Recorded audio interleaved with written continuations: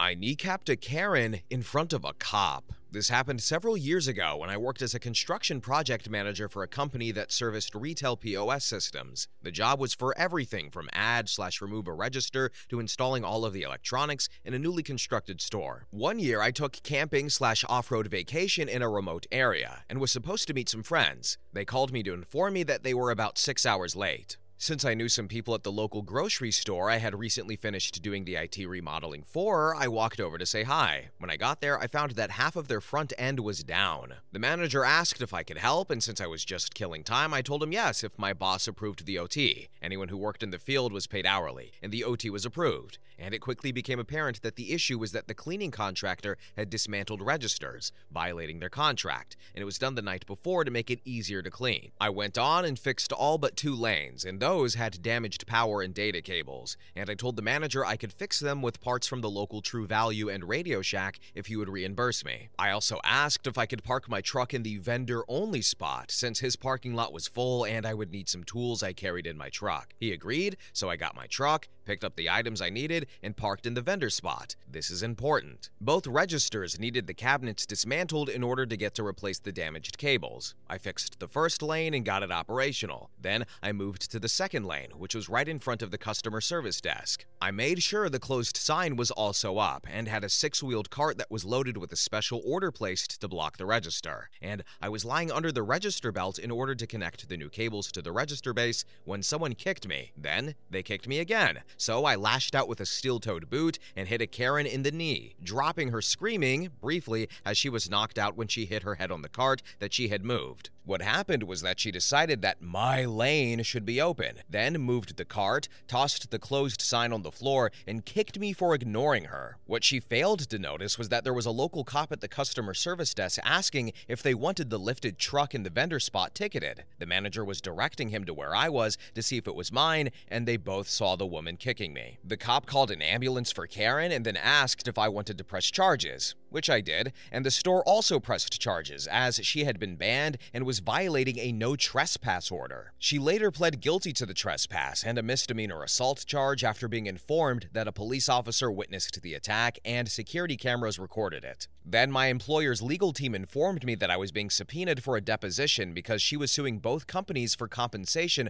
for my having broken her kneecap and giving her a concussion. A week later, I was told this was canceled, as the judge had dismissed the case with prejudice due to her having initiated the violence, according to the police report. So that's it. Oh, Karen, Betty, Deborah, Diane, Barbara, when will you learn? I used to work customer service in fast food, and let me tell you, I hated Karens so much. They would come up and say, "Oh, I have a coupon," and be like, "Let me look at that, ma'am." And I would eat the coupon in front of them because I hate them. I hate their coupon books, and they never use the apps correctly because they're old and stupid. I hate Karens. Anyway, next story. Story number 2. Am I the a-hole for calling my parents by their first names after they didn't punish my brother for a hurtful comment? I am 17M, and I was adopted by my parents, Peter and Jane, when I was 4 years old. They've always been open about my adoption, and I've never felt like they treated me any differently because of it. They have 2 other kids, my siblings who are 12M and 9F, and we've always been a close family, and I've always considered Peter and Jane to be my real parents. But last week I had an argument with my 12-year-old brother, and I can't even remember what started it, but in the middle of it, he suddenly said, "Mom and Dad aren't even your real parents." And hearing that from him hurt more than I can explain. I've always seen him as my little brother,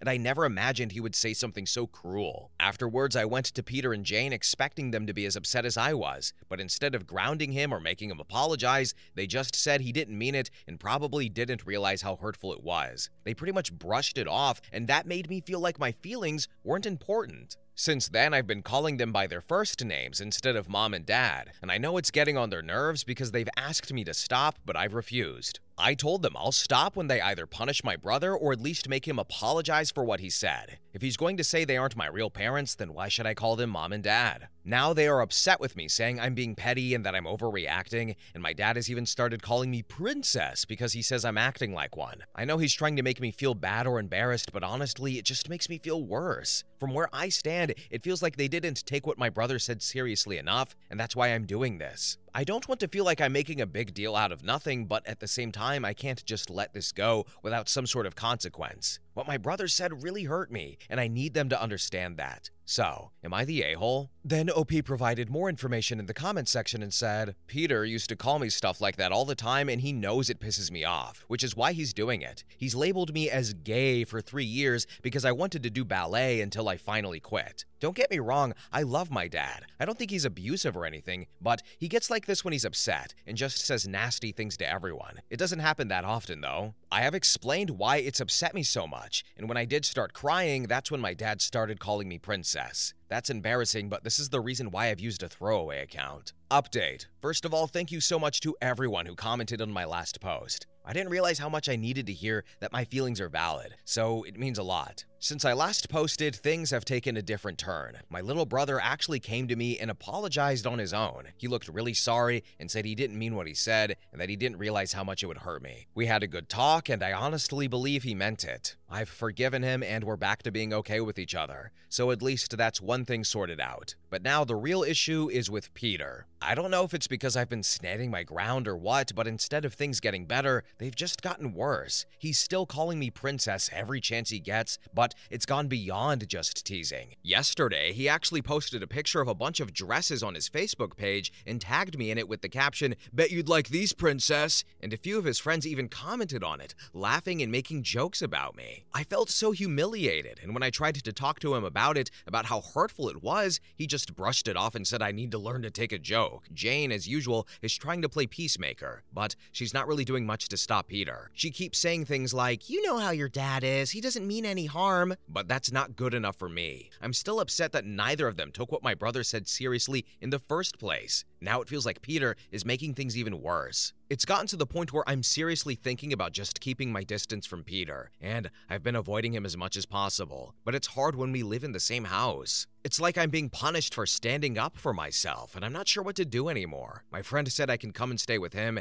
and I am genuinely considering it. Again, thank you to everyone who's been supportive, and if anyone has any advice on how to deal with this situation, I am all ears. I don't know how much longer I can keep putting up with this. So, given what we've read from this story, and previous stories and the particular wording, and Mom saying, "You know how your dad can be sometimes," and OP mentioning, "Yeah, my dad can sometimes be a jerk around people," I'm willing to bet that this behavior isn't all too unfamiliar. I'm not going to do a full-fledged deep dive or do a psychoanalysis or anything, but I'm willing to bet this is usual typical behavior. Maybe not to this severity, to this degree, but it seems like it's just dad turning it up 1 or 2 notches, I'm willing to bet. Maybe 3 notches. And like OP mentioned, it's very unfortunate that he's essentially getting punished for standing up for himself. So I feel like we'll probably get an update down the line, but I have a feeling this is one of those stories where OP makes a decision, goes no contact, moves out at 18, or realizes how terrible his father's been the whole time. Something like that. Maybe not all of them, but I feel like one of those is going to happen. That's what I think, given what we've seen before. Anyway, next story. Story number 3. Am I the a-hole for not inviting my sister to my wedding because of her service dog? My 27F wedding is coming up in a few months, and it's supposed to be a big,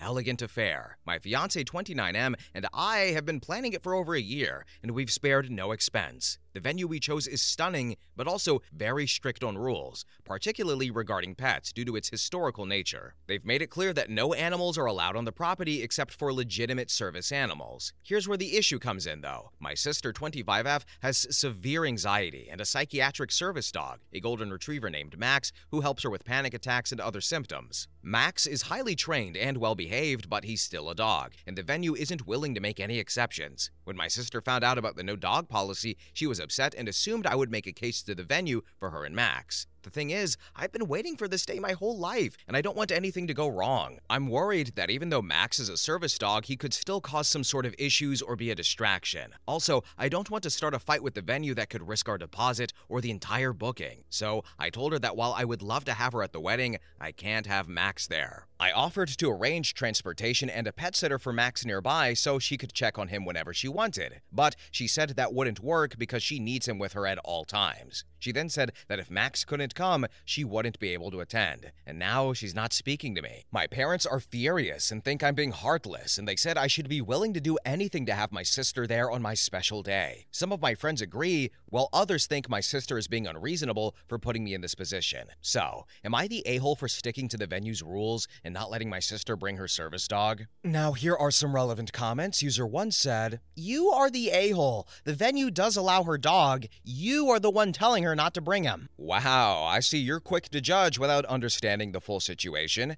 Maybe if you actually read what I wrote, you'd get that it's not just about the venue allowing the dog. It's about me wanting my day to be perfect without any distractions or added stress. I've put in way too much time, effort, and money into this wedding to let anything or anyone mess it up. If that makes me the bad guy in your eyes, then so be it. I just want everything to go smoothly on my wedding day. And then user 2 commented and said, "I hope none of your family shows up for your wedding. See how perfect the day is when your half is empty. You are the a-hole." If my guest list ends up a little higher, that's just fewer people to deal with, honestly. My day will still be perfect because it's about me and my future, not about catering to everyone else's opinions. If someone doesn't want to be there, then they're not worth having in my life anyway. I'm not losing sleep over it, and I definitely won't let anyone ruin my day. So, keep hoping for my downfall. Meanwhile, I will be walking down the aisle unbothered. Update. Wow, I didn't expect my original post to get as much like it did. I've gotten a lot of feedback, some of it helpful, most of it just, well, let's just say it wasn't what I was hoping for. But since so many people are invested in this situation,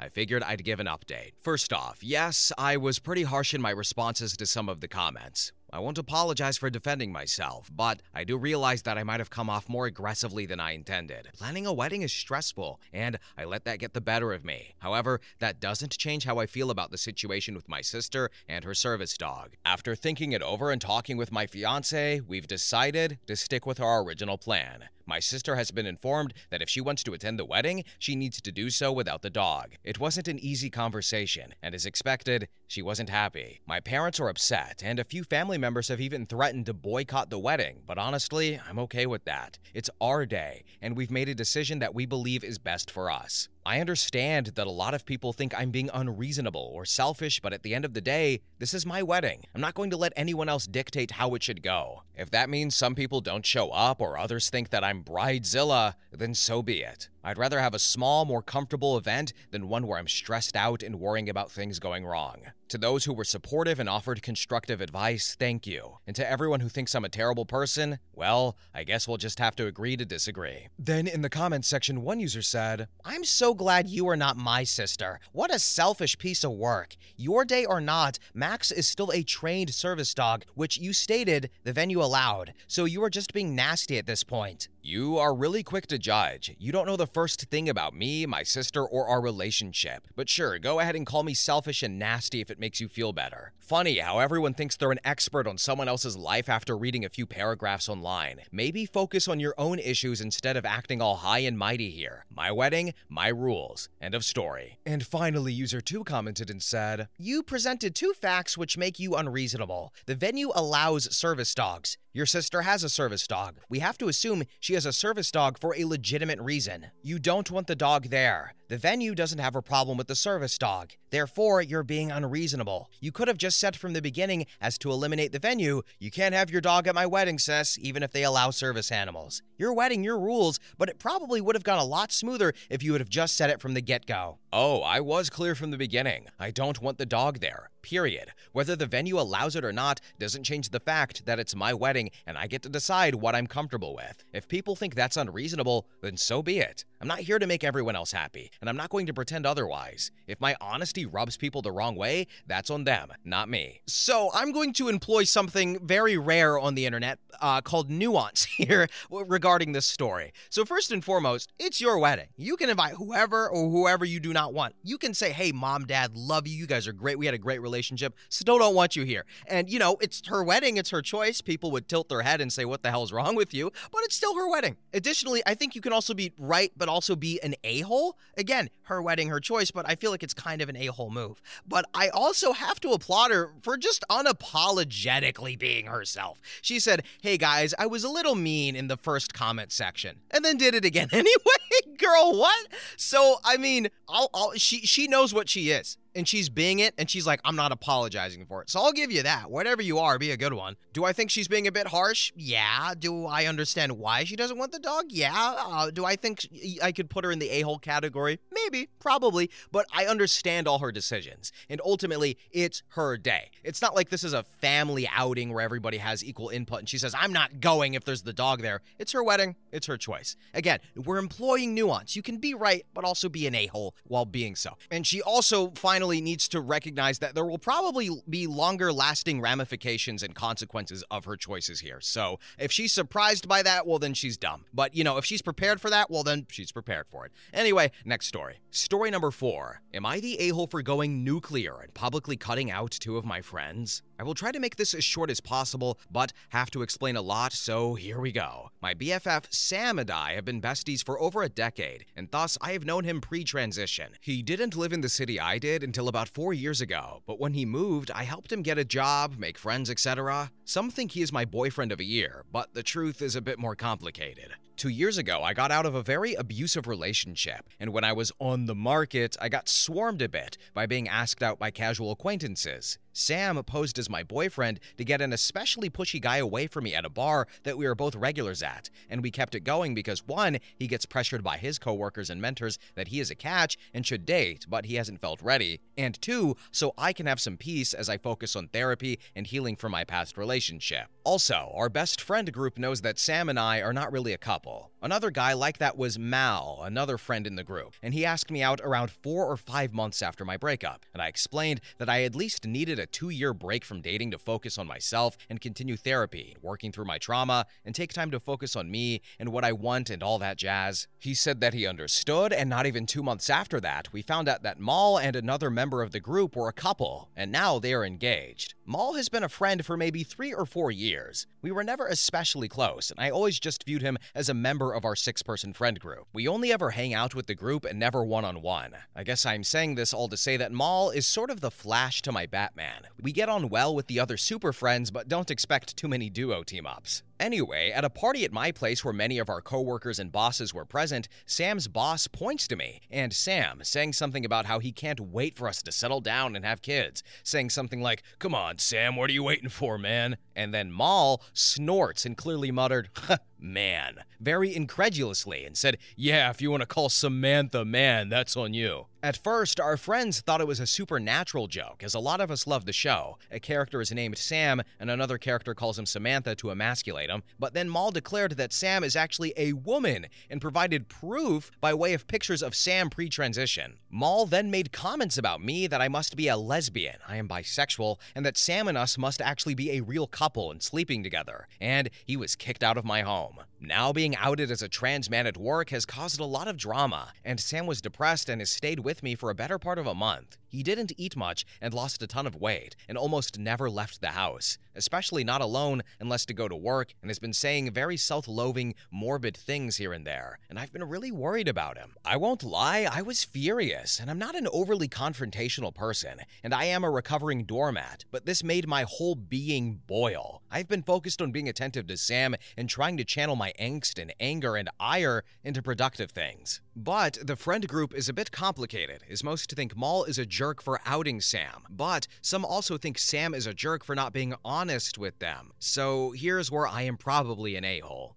I texted Mal and Mal's fiancée, our mutual friend in the group Michaela, and said that Mal isn't welcome at my home for the foreseeable future, and after that, it is really up to Mal's actions and Sam's ability to forgive such things. But she defended him, saying that Mal was just upset that Sam hid that he was really a trans all along and now felt uncomfortable, and that Sam should have said something at least to our group before joining outings like swimming, in which men can change in the men's locker room and the women in the women's, etc. She says she feels hurt that another queer woman saw Mal undressing, and it devolved from there. In this group, we all work in the same type of industry, by the way, but in different departments, essentially, and mostly different companies. We're always a bit adjacent to one another in career, though. This is a lot to say. Everyone here usually makes at least okay money, and we all know each other's coworkers and the like. I got a call from another friend, Peter, who is hiring right now from a senior position and said Mal had applied for it. Peter is essentially already above Mal, as Peter is the boss of Mal's current boss, and Mal had put me down as a reference, which in our group we do frequently when applying. Peter was content to use the same letter of recommendation I had sent before when Mal applied for his current position, but wanted to cover all the bases, and I told him that I no longer see Mal as an ethical, responsible, or suitable candidate in our field, given that he seems to be bigoted towards queer folk, and I, as a queer woman, no longer trust him,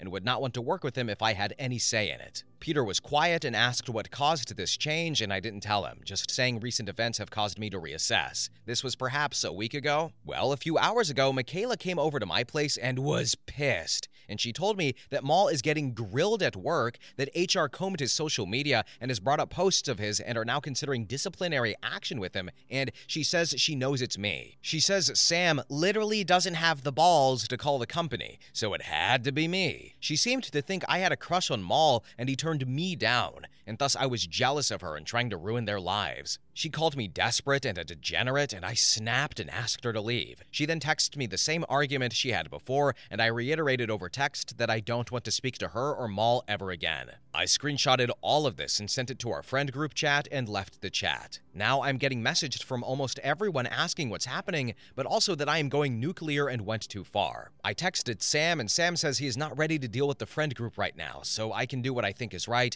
and he will regroup and come back to it when he has the bandwidth. So, did I go too far in involving everyone? Am I the a-hole for going nuclear? Update. A little under a month ago, I posted about an ongoing issue. My best friend Sam was outed as a trans man publicly by a former mutual friend, Mal. Well, Mal applied for a job before all of this and used us as references, and I said that I don't find him to be trustworthy, nor would I want to work with them. Well, his SO, another friend of ours, Michaela, basically blamed me for Mal getting a lot of heat at work. The update is that they combed his social media and uncovered quite a few unsavory posts. I never knew this, but he's hugely vocally transphobic and homophobic, so instead of a promotion, he got fired. I had already left the friend group chat by this point, and I had blocked both Mal and Michaela. I was focused on Sam, who was going through the deepest depression I've ever seen him go through, and we've known each other a good chunk of our lives. I helped him find emergency therapy, and he stayed with me for almost a month because he was concerned he would fall back into self-harm. He drank heavily and was spiraling hard,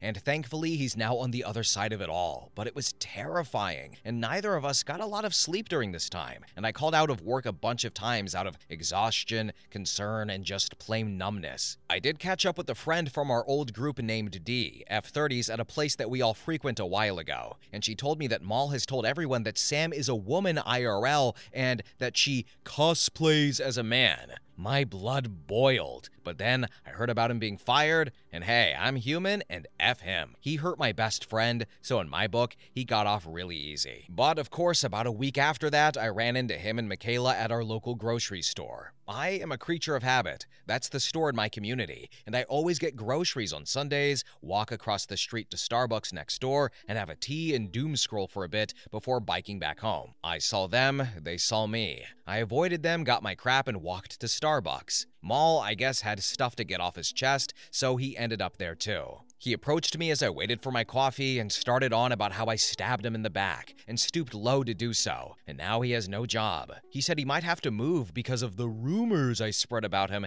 and that he is being ostracized. He went on and on, belly aching, and this Starbucks is in a pretty liberal freaking city, so I just loudly said, "Well, that's what happens to transphobes, Mal. No one likes a bigot. Go away." And while he started in on whatever the F he was saying, this big dude walks over and tells him to F off. Mal is now telling this guy off, and they are tennis balling insults until Mal aggressively points a finger in my face to the hurl of a racist slur. And I know, like, dude, at least use a shovel to dig yourself deeper. Christ, leave enough hate for the other half-smoked wet lettuce joint losers out there. Well, turns out being a racist jerk trumps being a homophobic twat in this beanery, because that's when people started shouting, and eventually he was just drowned out, surrounded by people who seemed to be in need of pitchforks, some holding their phones up to record. I was a forgotten prop at that point and just sort of drifted back as he was trying to take on a sea of people from our city where we don't take kindly to this bullcrap. He left and later sent Sam a paragraphs-long message about how he, Sam, ruined his, Maul's, life because he is masquerading as a man, and if he were a real man, he would face him himself rather than have his female dog sicked on him, me. He then went on to say that if he dies from all the stress of being so hated that he is now getting trolled on social media, receiving death threats and the like, it will be Sam's fault. Maul said he should sue Sam and me both for defamation and lost wages since we started this witch hunt. Today, I heard he moved. Sans Michaela, she's still here. Don't know about her situation right now and don't really care. I do know she met with Sam and apologized to him, and he did accept it, but it was clear that their friendship is non-existent now. She offered to go to Pride, which is locally happening, and Sam said she is welcome to, but not with him. She asked him to please hand me a note she wrote for me, which he did, but I haven't read it and probably won't. As far as I'm concerned, she doesn't exist anymore. So that's it. I had forgotten about my post until Sam had asked me about it, and I was like, oh yeah! And I personally, as a lurker, hate unresolved stories. So here it is. Here's your bow. That's a wrap. Story number 5. What were my parents doing with a jar of beans during sex? When I was about 7, I was snooping, and I found a jar of dry beans under their bed. My mom came up and said, no, don't touch that. And I asked her why, what is it? And she wouldn't answer. Then she sat me down and said, it's something we use for sexual purposes. I had already had the talk by then. Now that I'm a 31-year-old woman, I never figured out what they were doing with the beans, and have never heard of anyone using uncooked beans for foreplay. Does anyone know? Do I even want to know? Now here are some relevant comments. User 1 said, are you sure it was beans, or was that your assumption as a child? It may have been pills to help with things that your dad has issues with. I promise you they were beans. Pinto beans. Then user 2 commented and said, it's possible they hid something inside the uncooked beans, so it was less conspicuous. Then user 3 said, OP, there was a butt plug amidst those beans. Then user 4 commented and said, why not ask your mom about it right now? Be like, Mom, you remember me finding that jar of beans under the bed when I was 7? What the hell were you two doing with that jar of beans? Then user 5 said, yes, OP is definitely old enough to have a talk about the birds and the beans. And finally, user 6 said, maybe they are keeping track of the number of times they've had sex. Update. So, I said to my mom, when we lived in Tennessee, you had a mason jar of dry beans, and you told me not to touch it because it was used for sexual things. Then my mom said to me, oh, that was just a silly count. They weren't used for anything kinky. I guess I was more or less just curious about how many times would add up over the course of our marriage. Oh, so you put a bean in every time you did it? Yes. Unfortunately, the average has dropped considerably over the last couple of years. Thanks, Mom. I'm sorry to hear that. Then OP provided more information in the comments section and said, they are evangelical Christians who went through years of guilt because they had a son out of wedlock. I wonder if she put black beans in for the times they fornicated. I also wonder if my mother ever stares at the jar and wonders which bean is which brother, but I don't have the guts to ask. Then one user commented and said, I don't really get why she felt the need to tell you it was something sexual then. Like, if you had found a dildo, then it would make sense to be straight up and say it was a sexual thing, because it's kind of hard to explain away. But she easily could have said the beans were for something else. You make a fair point, but I was a curious child and would pry and pry to no end. And finally, user 2 commented and said, I saw your update where you said it was to count all the times they did it, but I'm just still so amused about thinking about how many years of confusion this must have caused you. I imagine you as a teen getting into the world of sex and being like, but when do the beans come in? That's exactly how it went. My mom said, I'm so sorry, I can't imagine what you must have been imagining all those years. But when do the beans come in is a legendary sentence. And I can't believe that one commenter called it. I thought they were joking, but really it is the amount of times they've banged over the course of the marriage, and they just fill beans. You know, you could have, like, did a tally mark or something, but you wanted to do beans, and that's fine, all right? That's your thing. Also, I'm a little surprised OP just straight up asked her mom. Maybe she has a different kind of relationship, but I probably wouldn't have done that. As a matter of fact, my parents don't even have sex. They've never had sex, and they never will. I don't even know how I was born. My siblings don't have it either, and I don't want to know about it, okay? Next story. Story number 6. My ex's new wife called herself my daughter's mother. I, 27F, and my ex, 26, 6 have a 6-year-old daughter together. Things weren't working for us, so we broke up last year and decided to co-parent, and we both have custody. He got married a few months back. I don't have any hard feelings or anything for him or his wife, and he is a great father. But his wife, she's going around saying not only she became a wife, but she got a bonus daughter too. Last week, my daughter was with her father, and I saw his WhatsApp status, a video, and she was asking my daughter to call her mom and saying how she looks just like her. How people think she is her birth mother. Without second thought, I called my daughter's father, and I was mad. I had a fight with him and asked him to drop my daughter back to me, and I don't regret it. But everyone is saying I'm overreacting. Okay, maybe I am, but I can't see my daughter calling someone else her mom. Edit number 1. She and my daughter do not look alike. She was asking my daughter to call her mom when my child wasn't comfortable. I don't hate her, and I don't wish my child to hate her too. I wish for them to have a friendly relationship where they can trust each other and be comfortable in each other's presence. Edit number 2. Thank you everyone for your responses. It means a lot genuinely. I appreciate it. I had a talk with my daughter, and once I have a talk with my daughter's father, I will update you guys. Then in the comments section, one user said, bonus daughter is fine. Asking her to call her mom isn't. Help your daughter find a couple unique nicknames for her stepmother that no one else uses. And then user 2 commented and said, she's insane if she thinks that's even remotely appropriate. I have a stepson and couldn't even imagine asking him to call me mom, especially when his mom is, you know, a wonderful and involved mom. My husband wouldn't stand for it either because we all have a good relationship, and even though they didn't work out, he still has respect for her as his son's mother. Update.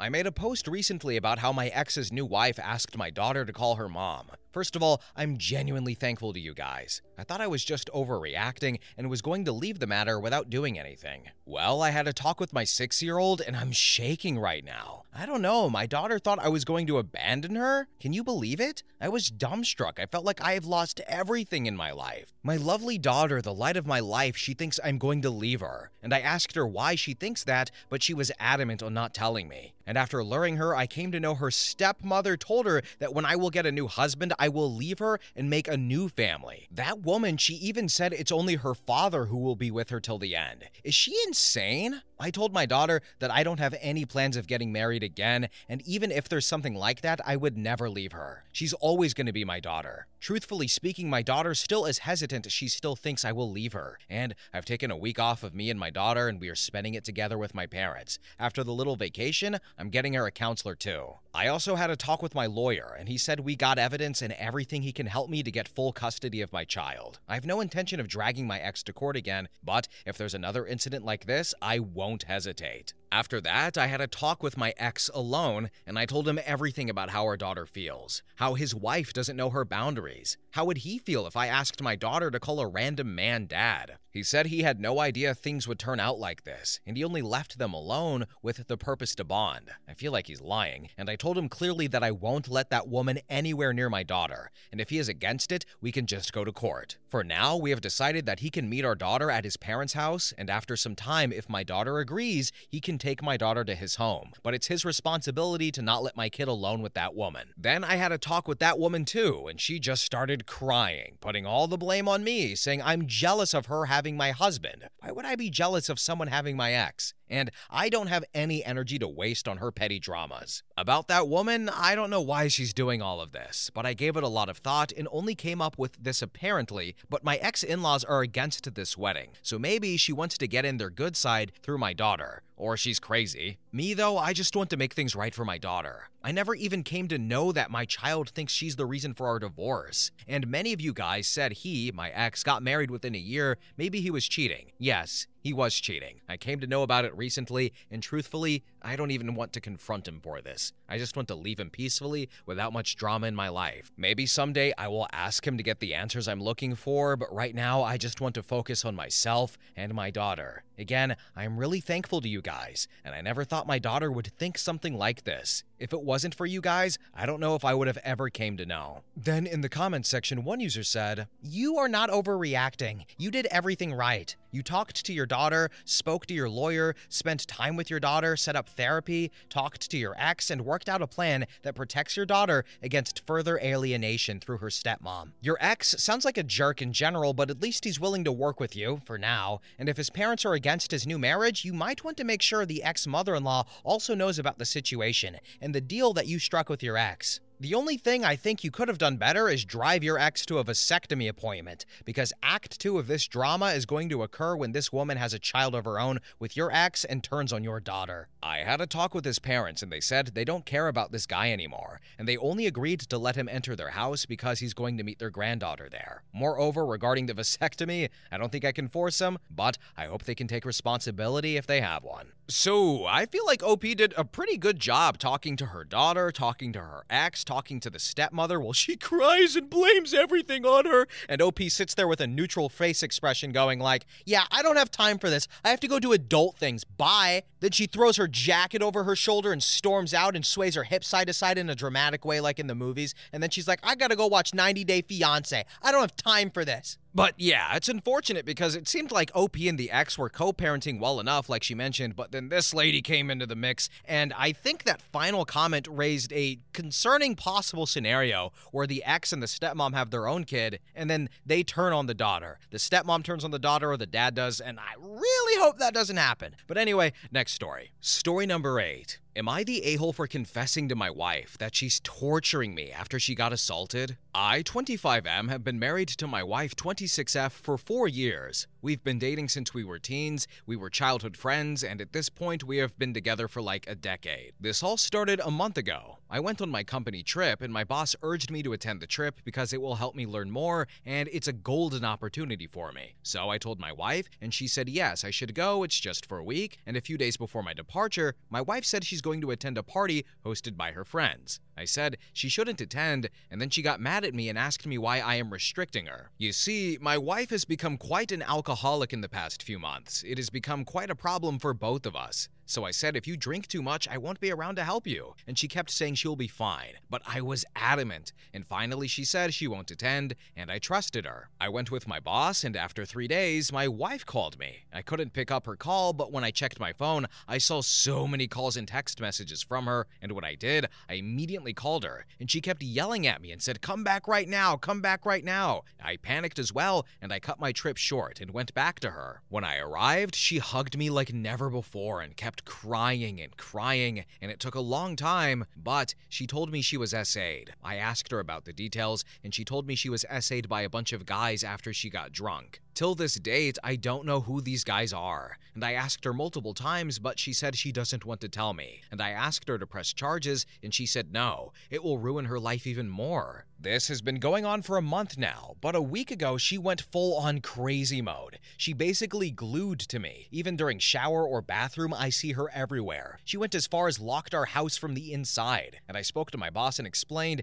and he gave me some time to fix it all. Yesterday, I told her she's going too far. She had locked me and herself in our bedroom and didn't let me go anywhere, and when I asked her why she is doing this, she said she's scared that I will abandon her. She hugs me so tight, even I feel uncomfortable, and when I had enough, and I said that she's torturing me and that you don't tell me anything and I'm trying to help you, but you don't care. And after I said that, she's been crying nonstop. And if this goes on, it's going to cost me my job. I won't even be able to feed myself. Forget about feeding her. But the way she is, I think I went too far. Did I say something I shouldn't have? I don't understand anything at this point. Now here are some relevant comments. User 1 said, get her therapy. Contact the police. You should have contacted them immediately anyways. Not the a-hole. Calling the authorities is not possible. She will get worse. I don't even have her consent. Just because she's my wife, I can't enforce my own decisions on her. Then user 2 commented and said, recovering drunk here, what was her behavior like when she was around you when she was drinking that had you concerned to the point of not wanting her to go to this party? Has her drinking gotten worse since this incident? And is she using the incident as an excuse to drink more, even inside the house? If I sum it up, when she drinks, she's extremely stupid.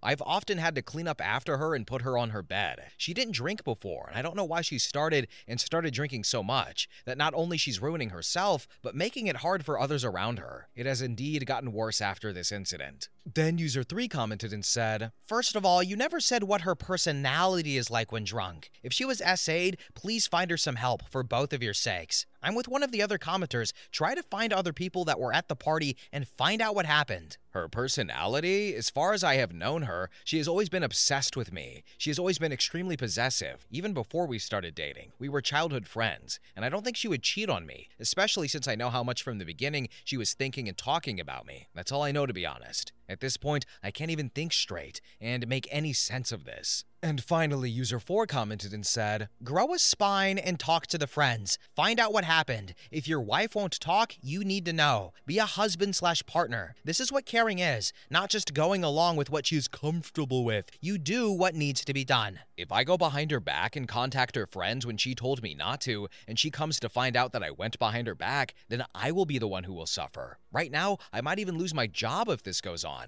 Like I said, I won't even be able to feed myself, forget about feeding her. It isn't as easy as just trying to figure out what happened or just talking to her friends. I need to think about earning. I need to think about my wife's health, her mental health, and more importantly, my mental health, because I'm the earner. If I lose my job, we are gonna be on the streets. Update. So I'm posting again because I want advice. It turns out the party hoster was a guy she was having an affair with for the past 5 months. She revealed all this information in our couples counseling, and she's undergoing through individual counseling, psychology treatment for her trauma, and treatment for her severe alcohol problem. What she said in counseling was that she met a guy at a bar, and she was lured by his charm, and they would make out and do other things, but when she went to his party, he invited a bunch of guys that she never saw, and they did things to her I don't want to speak about or explain. And what she told me without a counselor is that she's coming clean and doesn't want anything to do with him or anyone, and she's realized that all other men just want to exploit her vulnerabilities, and I'm the only man that truly cares for her, and she would never look at any other man and only me. Well, we had a family meeting where my parents and siblings and hers came over at my house, and they said that my wife made a mistake and is going through a very tough time. She has changed and learned from her mistake, and I am a great man for taking care of my wife, and I should never think about divorce. I was thinking about divorce, and I only shared this with my colleague who has become my best friend over time, and I vented, and I'm embarrassed to say that I cried in front of her, and she said it's best for me to live alone my whole life rather than living with her. I ask strangers here for advice, like, what should I do? Should I accept her because she changed her ways and take care of her, or just divorce and move on? Now, here are some more relevant comments. User 1 said, staying in a relationship that causes you significant pain and distrust can be detrimental to your mental health. I'm hurt that she cheated on me, and I did so much for her, worked my ass off, but I also think that she has changed, but how do I trust her again? That's what I'm thinking. And then user 2 commented and said, she was having an affair for 5 months. She did not willingly tell you due to guilt or anything. She had to come clean because something awful happened. Otherwise, you still probably wouldn't know that she was cheating. Doesn't seem like she cares about you much except for what you can do for her. She obviously makes bad decisions, but luckily she has a supportive family. Let them take the lead while you gently back out. You don't need this, unless you want to be tethered to a cheating alcoholic with emotional issues for the rest of your youth and potentially life, not the a-hole. I was thinking that she finally got her crap together when she stopped drinking and coming clean about everything, and she herself said that she realized that all other men just tried to take advantage of her, but only I loved her and took care of her, and she would never even look at any other man. She is traumatized by what she went through and what those men did to her, and she said she doesn't want to file or do anything but just stay with me and never interact with any other men. She just cries on me and doesn't let me go, so I was thinking that she's loyal to me now. Also, I love her, so it's kinda hard for me to move on easily. So before I employed nuance and kinda giggled about it, but I will employ nuance here and be a bit serious. If OP wants to leave, I'm not gonna blame the guy, right? If I was OP, and I'm not saying he should or shouldn't do anything, but if I was in his shoes, I would recognize that yes, something horrible and awful happened to you, but that doesn't absolve you of what you did wrong before. It just doesn't, you know? Again, I can be empathetic, you know, we can have a smooth, nice divorce, and I've seen people in these stories divorce, but also still care and help their partners get through stuff, and, you know, I don't know if I would do it immediately right away, but just, she crossed that line. She broke that trust. She broke that promise for 5 months. She knew what she was doing. And then she says after she got, I don't want to say caught, but revealed herself, but it's almost like she only revealed it because she was backed into a corner, unfortunately, due to circumstances. But now she's like, oh, I don't trust any other man. It's only you. I only want to look at you now. I'm like, okay, Alright, again, employing the nuance, I can be empathetic and help you with what's going on, but also be mad at you for what you did. And also realize that she still has a support system even if I were to leave with her family there coming to the rescue. So I'm not leaving her by her lonesome. So you can employ the nuance, you can do both. Anyway, next story. Story number 9. Am I the a-hole for refusing to go on a holiday with my ex-husband and saying no to remarrying him? I, 37F, need some perspective on a situation with my ex-husband, who I will call John, 40M. We were married for a good number of years and have 2 kids, now close to being teenagers. Up until the last year of our marriage, things were going great. I had a successful business that kept me busy, and it seemed like we were a strong team. But then, things changed dramatically. John started to crumble under the pressure and ended up having an emotional affair. To make matters worse, he proposed that we open up our marriage as a solution to his issues. This was completely out of the blue for me, and despite trying to make things work for the sake of our kids, we eventually divorced 3 years ago. Interestingly, even after our divorce, he never practiced his new polygamous identity that he claimed to have adopted. After 3 years apart, John and I reconnected. He seemed more mature, and I can admit that I still have feelings for him, but my walls are definitely up. We've been seeing each other again for about 7 to 8 months, but we haven't told the kids yet. Our plan was to spend some time together as a family this summer and see if things go well. If not, we'd just fade out quietly. Here's where the problem starts. John initially booked a cruise for him and the kids, but then he added a ticket for me as well. The cruise is during a week when I have an important commitment at work. I work for myself and can be flexible, but there are crucial times when I need to be fully available. Additionally, I was really looking forward to having that long weekend off to spend some time to myself and rest. When I told him I couldn't go, he got upset and accused me of never having time for him, which brought up old wounds. This led to a heated discussion where he suggested we should just move back in together or even remarry, to which I responded with a firm hell no. Now he feels like I'm playing him, but that's not my intention at all. I want to reconcile and see if we can build something new, but I'm very clear that I never want to get married again.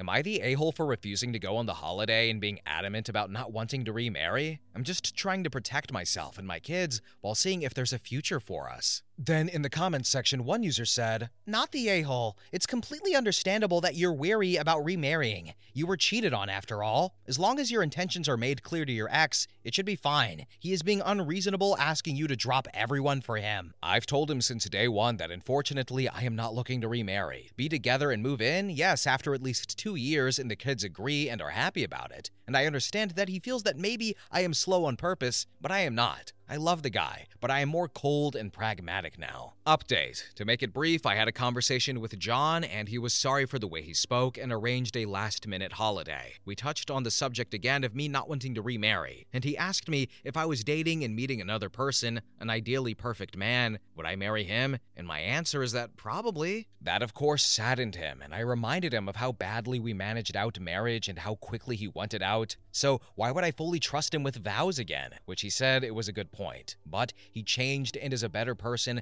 and will be a better partner. Something in the way he spoke was a bit off, but I did not say anything. We barely saw each other and he barely called and talked to me. The kids got their suitcase done and they stayed with him for a week before leaving. I went to stay for an afternoon night and he asked me if we could talk once the kids were asleep. He said he has prostate cancer and it's quite early that the doctors put him in some sort of observance period where they will wait how it evolves. They are confident in recovering this, and he said that he is worrying about the kids and me. He is terrified that this will become his death sentence, and he knows he is behaving poorly. I don't think I handled it well. I was kind of speechless and confused. This man is somebody who eats well, barely drinks, and is always outdoors and doing sports. I think I just hugged him while he cried, and I told him everything will be all right. Then I just left and called the kids, and he promised he will not say anything to them yet. He will wait later when the doctors start treatments. Yeah, in retrospective, I am quite sure I was the a-hole, wasn't I? Now here are some more relevant comments. User 1 said, "Not the a-hole. There is a huge difference between comparison and the emotions needed to create and sustain a marriage. You can indeed show him compassion." For sure, he is still my person. I felt a bit of an a-hole once he exploded weeks ago, but again, I was not aware of this issue,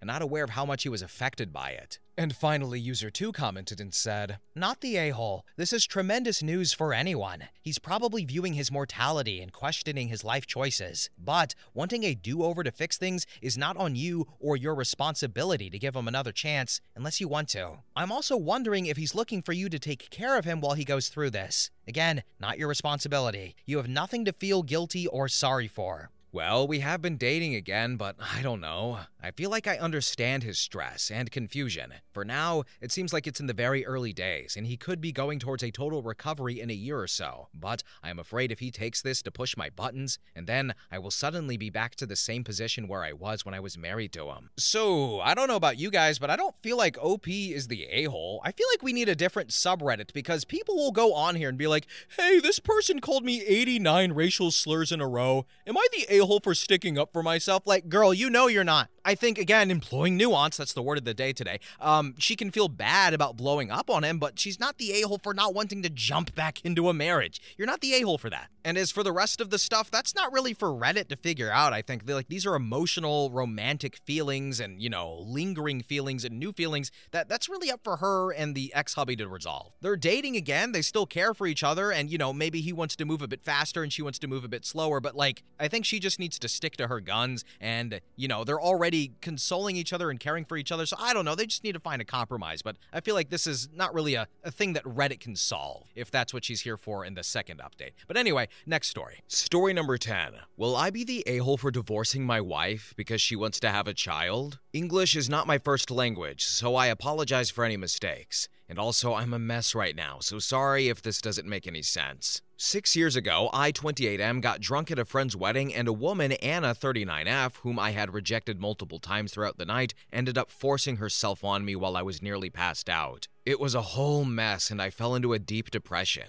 And things got worse when Anna showed up at my door after a few weeks, saying she was pregnant. I begged her to have an abortion and leave me alone, but my dad and stepmother welcomed her into our house like nothing had happened. I never wanted to have kids, so when this happened, I was clear with Anna that I didn't want anything to do with her, but I would pay child support. I also cut contact with my dad for supporting her, and after a few months, my son was born, and Anna just disappeared. Nobody knew where she went off to, or they didn't want to tell me, and my dad also refused to help because I had cut him off, so I was on my own. To be honest, I fell in love with my baby right away. Seeing him fight to survive and then holding him in my arms was just the happiest moment of my life, and while it was hard, I made it work for just the two of us. Then, 3 years ago, I met my wife Claire, 26F, and we dated for 1 year and have been married for 2. Even when we were just dating, she was always perfect and adored my son Archie, 5M now. She would play with him and read him stories and never said anything bad about him. She knew what happened, but she was so loving and understanding,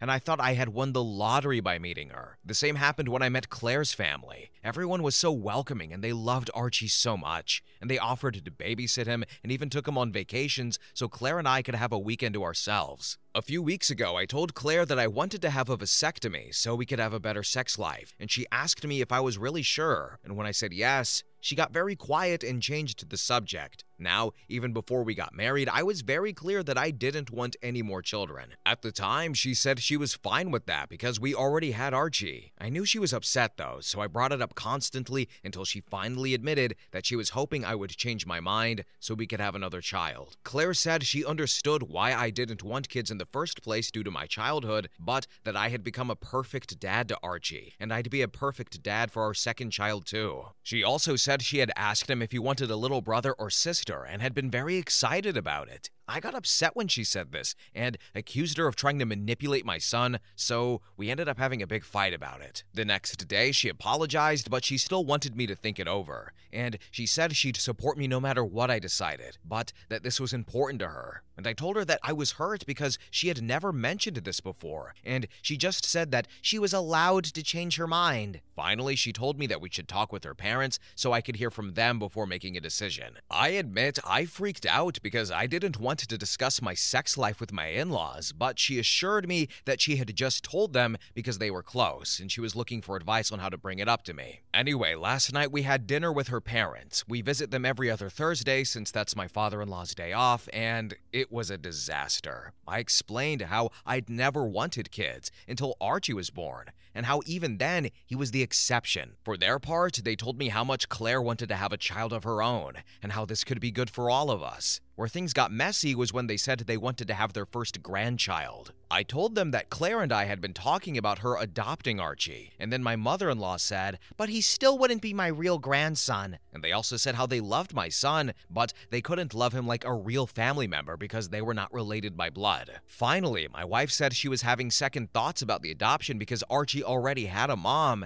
and she didn't think she'd be able to bond with him like a real mother. So that's also why she wanted to have a child of her own. I was devastated, but I didn't want to make a scene in front of my in-laws, so I just told them I would think about it and to give me some time. So now I'm sitting at home thinking that I don't really know Claire. I didn't know she felt this way about my son, and I'm wondering if she had been pretending all this time. If we have another kid, I believe she and her family will just ignore Archie in favor of their real grandchild. And if we don't have another child, I fear she will just resent us or even become abusive towards my son. But at the same time, I don't want to throw away an otherwise perfect relationship, and I really love Claire. Would I be the a-hole if I divorce my wife over this? I don't know if I'm overreacting or if this relationship can be saved. Any advice would be welcome since I don't have anyone else I can talk to right now. Edit. Thanks everyone for the comments. I haven't been able to reply to everyone, but I'd like to answer some questions. 1. Did I talk to my wife about not having children before we got married? Yes. We had the discussion at least 3 times, and she always mentioned that she was okay with it. 2. Do I treat her like a nanny or is there money involved? No, I earn more than she does, but she still has a good job. She does work from home, but Archie is still in daycare because I want him to socialize with other children, and I don't want her to be affected by having to look after a toddler all the time. 3. Will I get therapy? I've had a therapist for 4 years now. Archie is also in therapy. 4. Why didn't I have a vasectomy years ago? I've got no excuses here. I'm just an idiot. 5. Why did I get married after only 1 year of dating? We were both in love and rushed into things. I'm also an idiot for this, apparently. 6. Did I get a DNA test? I didn't get a paternity test right away when he was born because I didn't care. I'd already put my name on his birth certificate, and after Anna left, I just wanted to take care of him. I did eventually get a paternity test done. Spoiler alert, he is mine, but it was mostly for legal purposes since I wanted to take him out of the country for a job opportunity. 7. What happened to Anna? Who knows? I never heard from her after she left. My dad said he didn't know anything, and my friends from the wedding said they didn't know where she went either. And 8. Did I report Anna? I tried. Unfortunately, I grew up in a country with some outdated ideas, and I wasn't taken seriously by the police. Finally, I know that my in-laws were biased and they would take Claire's side. I knew that when I agreed to have dinner with them, but I genuinely wanted to know if there was something Claire wasn't telling me. I was, and still am, confused and full of doubts about the whole kids thing. So I wanted to understand where she was coming from and what she was feeling. I just never imagined that they felt that way they did about my son. Then in the comment section, the consensus was that OP was not the a-hole. Then one user commented and said, "If a post involves a stepmom, assume the absolute worst and tear her to shreds." Seriously, in heart, she doesn't see Archie as her son and doesn't feel fulfilled as a mother. But she and her family have loved and treated Archie well enough that OP didn't notice, unless he's completely oblivious to the world around him. She's not abusing Archie or doing anything crazy. It's kind of super effing natural and normal to want to create your own child. You could be right that I missed something, and I've been trying to think back in case I had missed any signs, but I can't think of anything. When we moved in together, she wanted to pull Archie out of daycare, saying she could look after him. She works from home, and even though that didn't happen, she still picks him up every day after her own work is finished, and she spends a couple of hours with him until I get home. As for her family, I wasn't kidding when I said they were the ones offering to babysit Archie. Another example is that when we invited the in-laws to dinner at our house, my brother-in-law would basically ignore everyone and would just play or watch movies with Archie. That's why I'm also confused about this. I literally didn't see it coming. Then OP elaborated on the physical custody of his son and if Anna is still in the picture and said, I have sole custody. Anna left when he was 2 days old and has never been in the picture. While she is still on the birth certificate, my lawyer said we could have her removed if adoption ever came up. I had to go through a whole process a few years back so I could take Archie out of the country for a vacation without the mother's approval. Then OP elaborated on getting therapy for his son and said, I'm fortunate enough that I was able to get therapy and afford it when Archie was a little over a year old, and I've been working on my issues regarding what happened with Anna, my anger towards the people who didn't believe me, and my resentment towards my father and his wife. I also put Archie in therapy a year ago because I want him to deal with the fact that Anna left in a healthy manner. I kinda messed up when he asked me what happened to his mom. Personally, I've known I didn't want kids since I was like 14. It went from kids are annoying to I wouldn't be a good dad to I just don't want kids. When my son was born, what I wanted didn't matter anymore because he was already here and he needed me, and I had to make sure he would have a good life. The fact that I ended up loving my little gremlin so much was just a happy accident. And finally, OP elaborated on talking with Claire about kids and their future together and said, "We had the conversation about kids at least 3 times before getting married. The first time was shortly after I introduced her to Archie, and I told her that I didn't want any more kids, and I asked if she was okay with it if we became more serious. She said she was fine with it. The second time was when a neighbor and a friend got pregnant and my wife got baby fever, and I told her I noticed how she acted around the neighbor and asked her if she had changed her mind about not having kids. I told her we could separate and remain friends if that is what she wanted. She said it was just normal to get baby fever, but she was sure about not having any more kids. And the third time was 2 months before we got married, and I asked her if she was sure about getting married, knowing we wouldn't have any more kids, and that's when she said, "It's fine, we already have Archie." So, she never said she was child-free or that she didn't want children, but the times it came up, she said she was okay with not having any more kids. Update.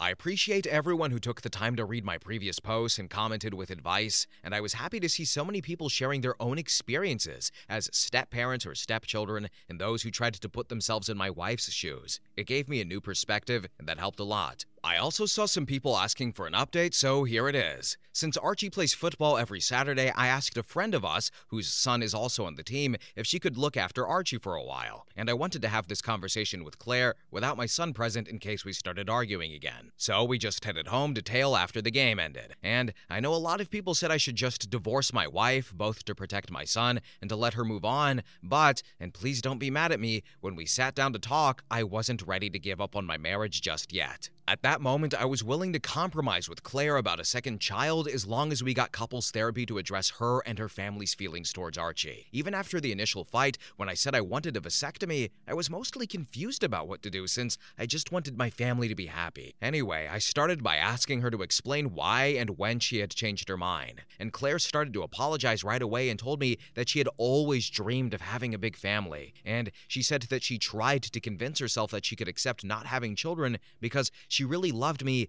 and she also loved Archie. She admitted to lying when I had asked her about it because she didn't want to break up, and she felt I was giving her an ultimatum of either choosing having kids or choosing me. I never intended it to be one, and I just didn't think it was fair for any of us to be in a relationship if our goals didn't align. She also admitted that she had always been hoping I would change my mind once I saw what an excellent mom she was to Archie. What surprised me the most, though, is that apparently my mother-in-law tried to convince her not to get married because it wasn't fair for her to expect me to change. Claire also told me it was mother-in-law's idea to babysit Archie and do all of those things together, so my wife could bond with him and get used to the idea that he may end up being our only child. When I asked her why her mom made those comments about blood being important, Claire said she had asked her parents to say that to convince me why it was important for her to have her own kids. I told her how hurt I had been by what they said, and also when she told me she had changed her mind about the adoption. Claire said she was just scared that one day Archie would reconnect with his mother and he wouldn't love her anymore. Apparently, she had been reading a lot of stories from other step-parents who had been cast aside, especially when the birth parents showed up again or if there was a divorce involved. Her anxiety got worse around a year ago, and according to Claire, she had always introduced herself as Archie's stepmom when she picked him up from the daycare because she didn't want to take Anna's place. I lost my patience and reminded her that Anna had abandoned us, so there was no place to take. At this point, we started arguing and going in circles, and she accused me of not understanding how hard it is to be a step-parent, and I told her she was fighting against windmills. After a while, we calmed down a bit, and she told me she got even more scared of being replaced when Archie started asking about his mom. She also felt guilty because she was sure he only asked because she kept correcting everyone about the whole mother-stepmother thing.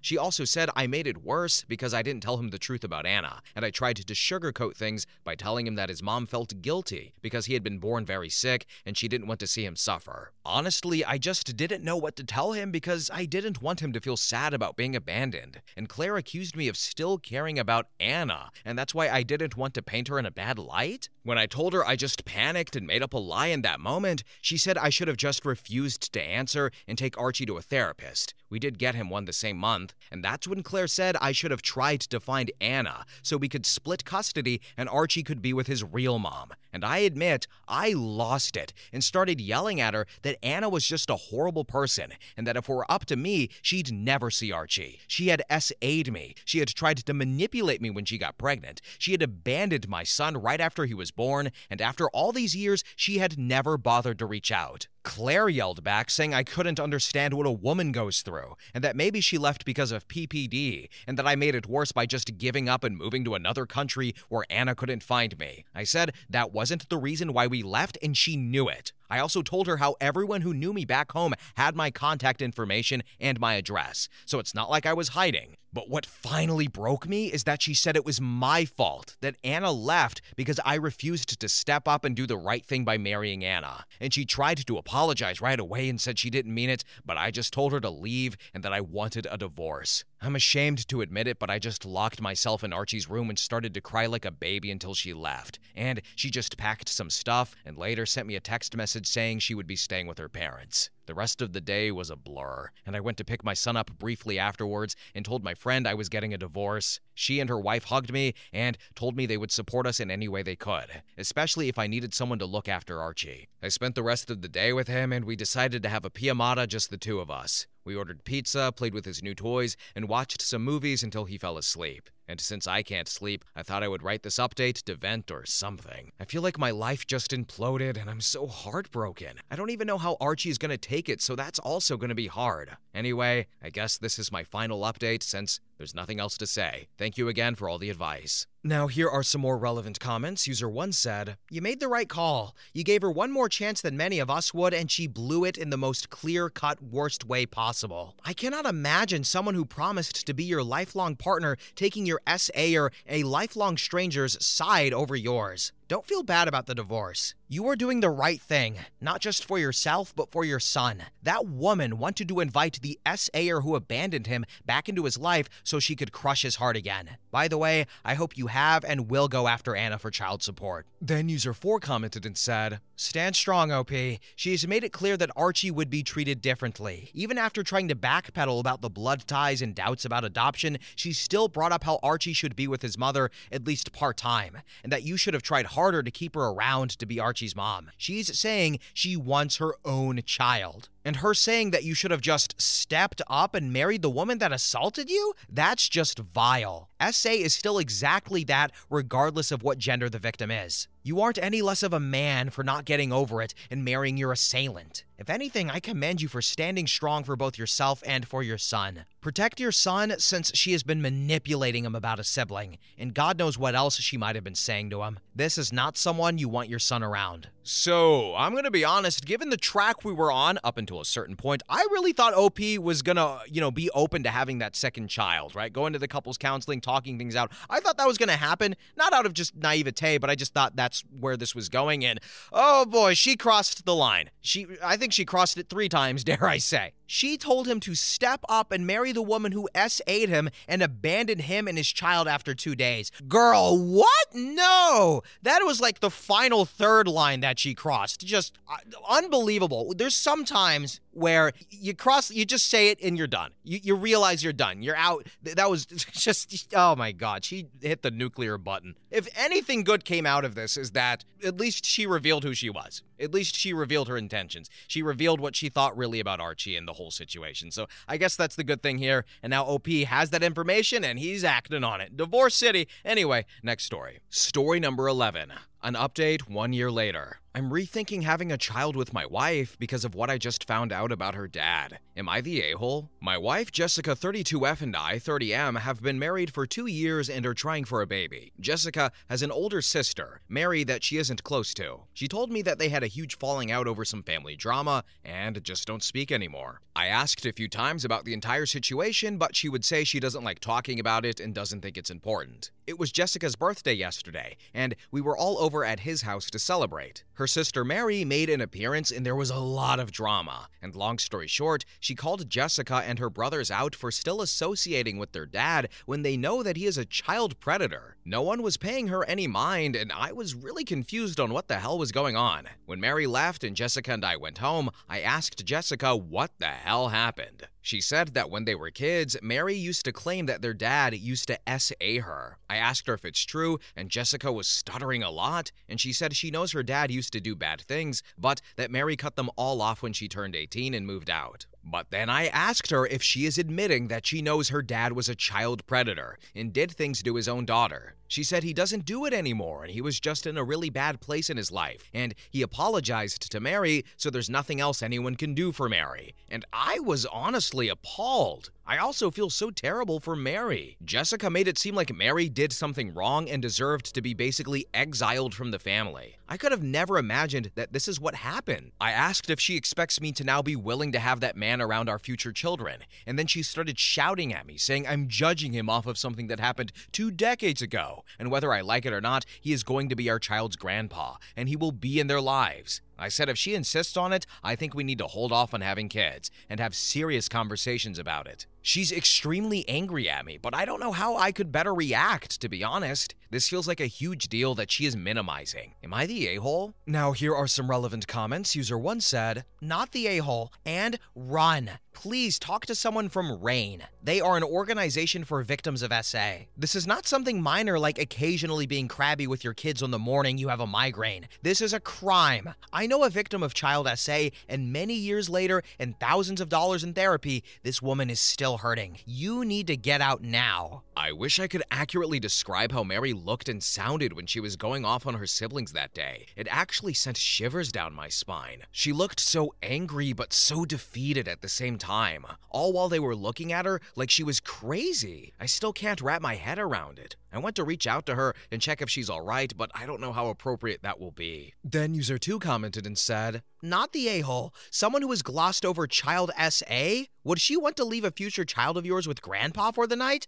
That's chilling. And once you have kids, even if you divorced her for this later, you couldn't get full custody over this. If grandpa never went to prison for it and isn't a convicted offender, it's awful all the way around. And I can't believe that you've been married 2 years before you've even heard this story." That's exactly what I was thinking. He never went to prison. He's never been reported to the police at all, and there's no proof of what he did, so I would have no case and no power to keep him away from our children. I don't want to feel helpless in what happens to my children, and I don't want to fail them like that. I don't think I should even have them with her at any point now that this has all come to light. Then user 3 commented and said, "And I bet she did everything she could to hide this from him their whole relationship." I think this is a huge part of why I'm so angry at her. She had so many opportunities to tell me. There are instances where she had to actively have gone out of her way to keep this entire thing from me. And if Mary hadn't shown up to their brother's birthday party, I would have still been in the dark. And finally, user 4 commented and said, "Not the a-hole. Predators rarely retire." Update. It's been nearly a year since my initial post, so I thought I would give an update. A few days after my original post, I sat Jessica down and told her how I was feeling. I told her I'm not okay with what she and her family had done to Mary. They knew what their dad had done to her, but still chose to take his side and make Mary look crazy. I told her I'm also not okay with brushing her father's crime under the rug. She was quiet and didn't say anything. She didn't try to defend herself or her family. She was just staring at me in a very chilling way, almost like she was indifferent to whatever I had to say and just wanted it to be over. I told her I needed time to myself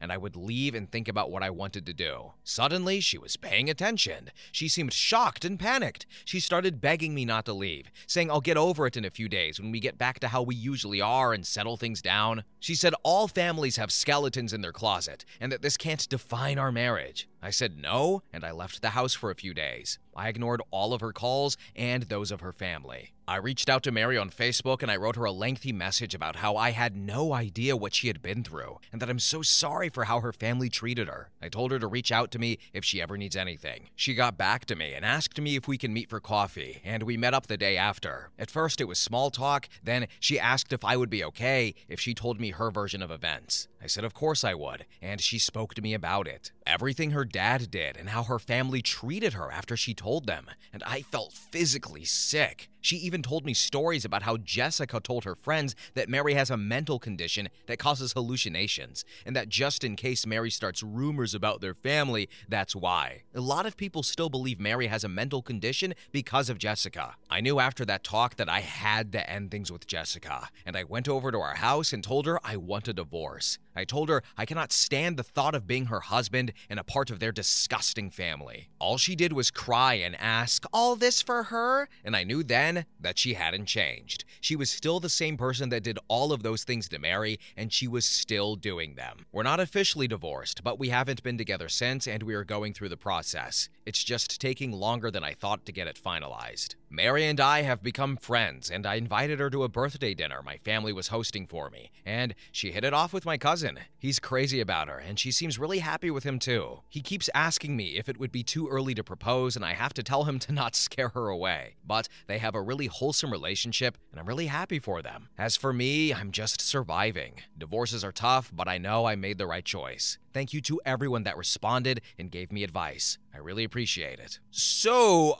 once again, I'm kind of just baffled and speechless because the dad just, oh my God, and Jessica. And, they didn't even get into the brothers. Every family has skeletons, she says. Girl, you got a whole graveyard in the closet. That's not a good analogy, but you see what I was getting at. But to focus on the positives, I don't know what Mary's been through. I don't know if she's, talked to anyone or went through counseling, or anything like that. But like Opie said, she looked defeated and angry. But to focus on the positives, she's now with Opie's cousin, and they're hitting it off well. And I'm so glad that Opie decided to invite her to the birthday party and just give her like that family experience. That is amazing of Opie. So I'm very glad he did that. And now she's got the cousin, and Opie, well, he's single. I'll go date OP, okay? I volunteer as tribute. Anyway, next story. Story number 12. Am I the a-hole for hating my wife's creepy hobby project? Okay, this sounds insane, but I swear my wife is totally normal otherwise, which makes this so strange to me. For context,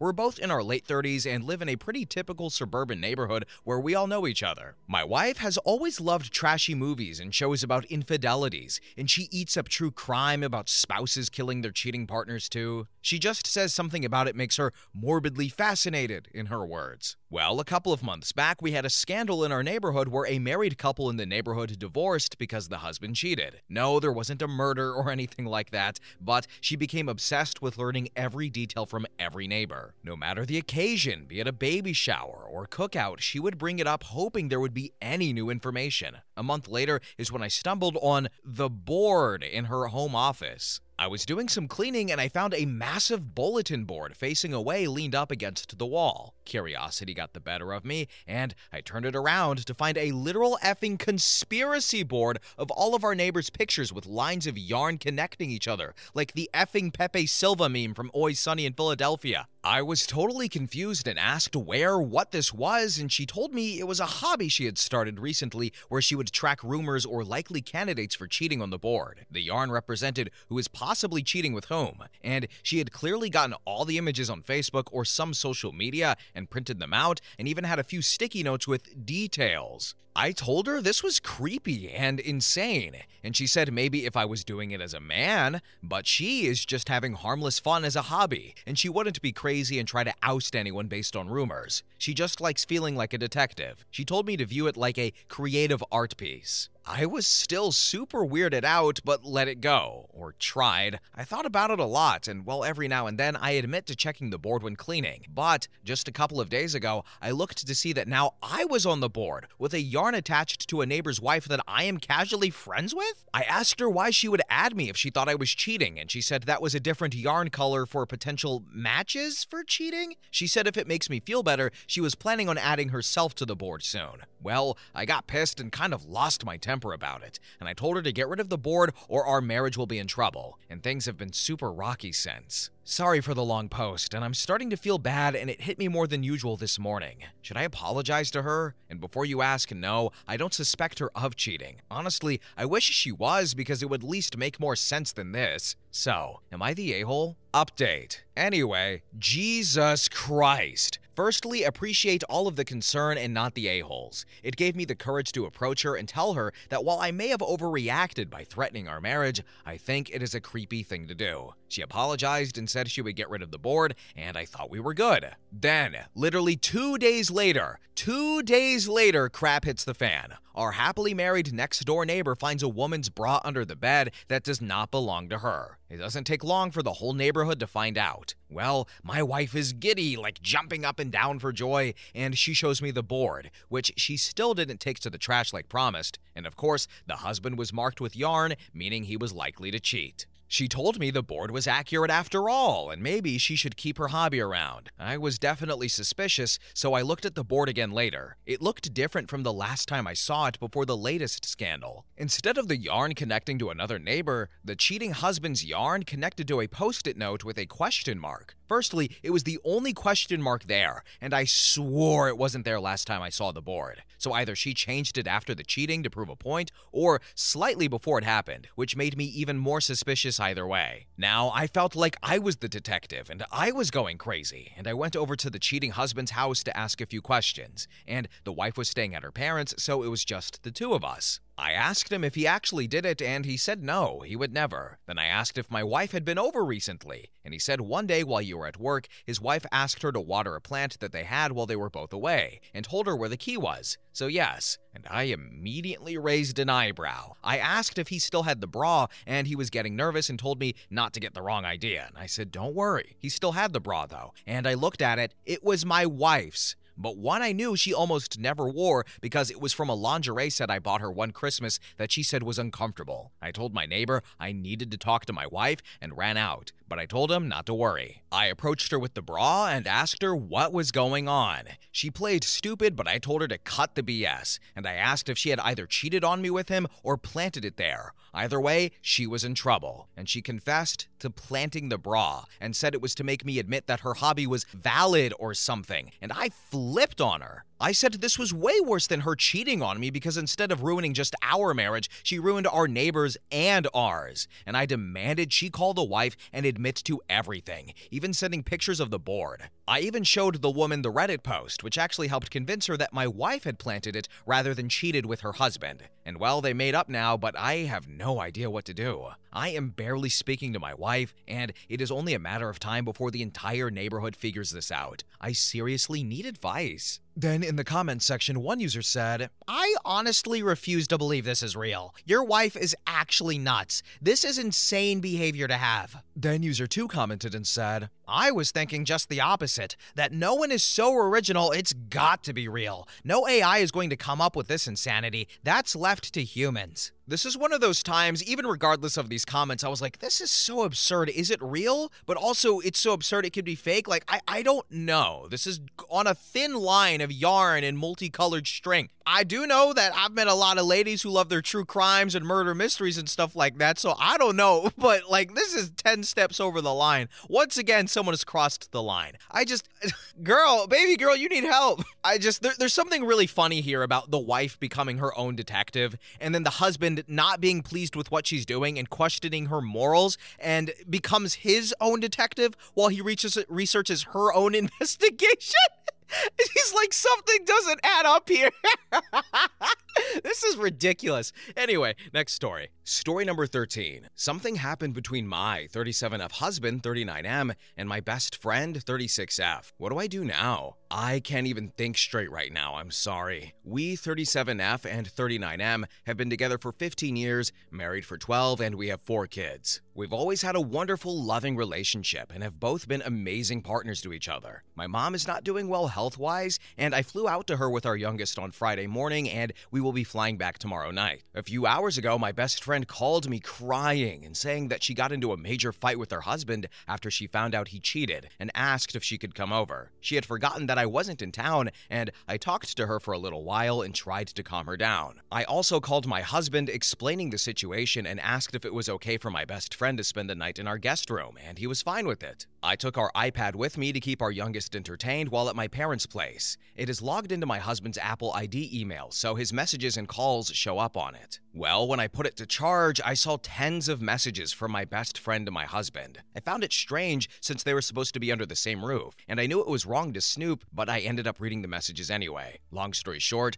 something happened between them. My husband kicked her out, and my best friend wants to keep whatever it is a secret, but my husband says that I deserve to know. I don't know what to do or think now, and I have no one I can talk to about this. What am I supposed to do now? Now, here are some relevant comments. User 1 said, At least he wants to tell you about it. You should call him and ask him what it is that you deserve to know. It might just be that she made a move on him, he got mad, and kicked her out. But contact him now. Then user 2 commented and said, Same. She's just been cheated on and she likely wanted revenge. But in her distress, she picked the nearest man to her and just made more of a mess of her life. It's a completely valid reason to cut her out. Also, if OP values the friendship, she has room to be understanding without looking foolish since her husband is loyal. She 100% owes him a huge high five. I would personally understand and forgive, but keep her at arm's length for years, if not forever. Just because I understand doesn't mean I'm going to give you access to my personal life again. And about your husband, yes, loyalty is expected and mandatory. Yes, loyalty is expected and mandatory, and no, that doesn't mean that most people wouldn't take low-hanging fruit if offered. But he isn't like most. That itself deserves acknowledgement, since you saw it in practice before your eyes. Having verifiable proof your partner won't play you, even if they could reasonably get away with it, is worthy of celebration. Not necessarily because he deserves a treat or anything, but because you know you are truly safe with your back turned. But if he kissed her or something, then he can go F himself. Update. You guys were right. I wanted to have the conversation face-to-face and waited till I got back a few hours ago. We talked after we had dinner and all the kids went to bed. So, after my now former friend showered and freshened up, my husband gave her leftovers from dinner and they talked about her husband and the situation with her husband. And out of nowhere, she tried to sit on his lap and tried kissing him.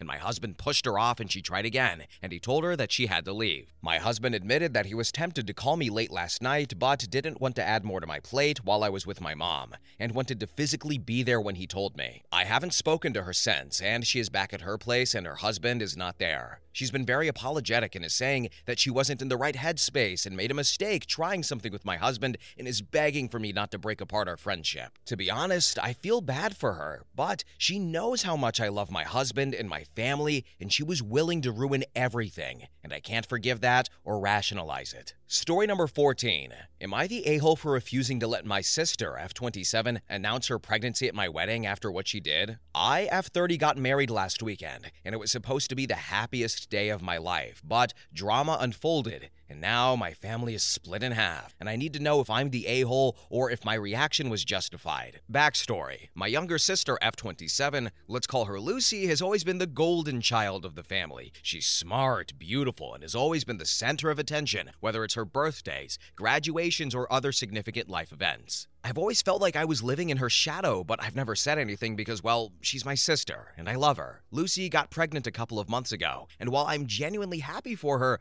I was also relieved that my wedding day could finally be about me for once. No one overshadowing me, no unexpected news, just me, my partner, and our big day. The incident. A week before the wedding, Lucy called me, and during what I thought was a casual sisterly chat, she drops this bombshell. Wouldn't it be amazing if I announced my pregnancy during your reception? It would be such a surprise. And she went on to explain that all of our family would be there, and she thought it would be such a special moment for everyone. I was stunned, and I told her politely but firmly that I didn't think that was a good idea. I had spent months planning this day, and I wanted it to be about me and my husband, not a pregnancy announcement. Lucy said I was overreacting and being selfish, and she said it wasn't a big deal and that everyone would be so happy. And I reiterated my stance. No announcement at my wedding, and I thought that was the end of it. The day of the wedding. Fast forward to the reception, everything was going beautifully. I was having the time of my life until I noticed Lucy looking a bit smug. That's when she tapped her glass for attention, and my stomach dropped. In front of all of our guests, she stood up and announced her pregnancy anyway. The room erupted in cheers and congratulations, congratulations, and I was frozen in shock. It felt like a dream. People immediately swarmed her with hugs and questions, and suddenly, my wedding was no longer about me. It was about Lucy and her baby. I was furious, and my husband could see it. The bridesmaids could see it, and honestly, anyone even paying attention to me anymore could see I was upset. But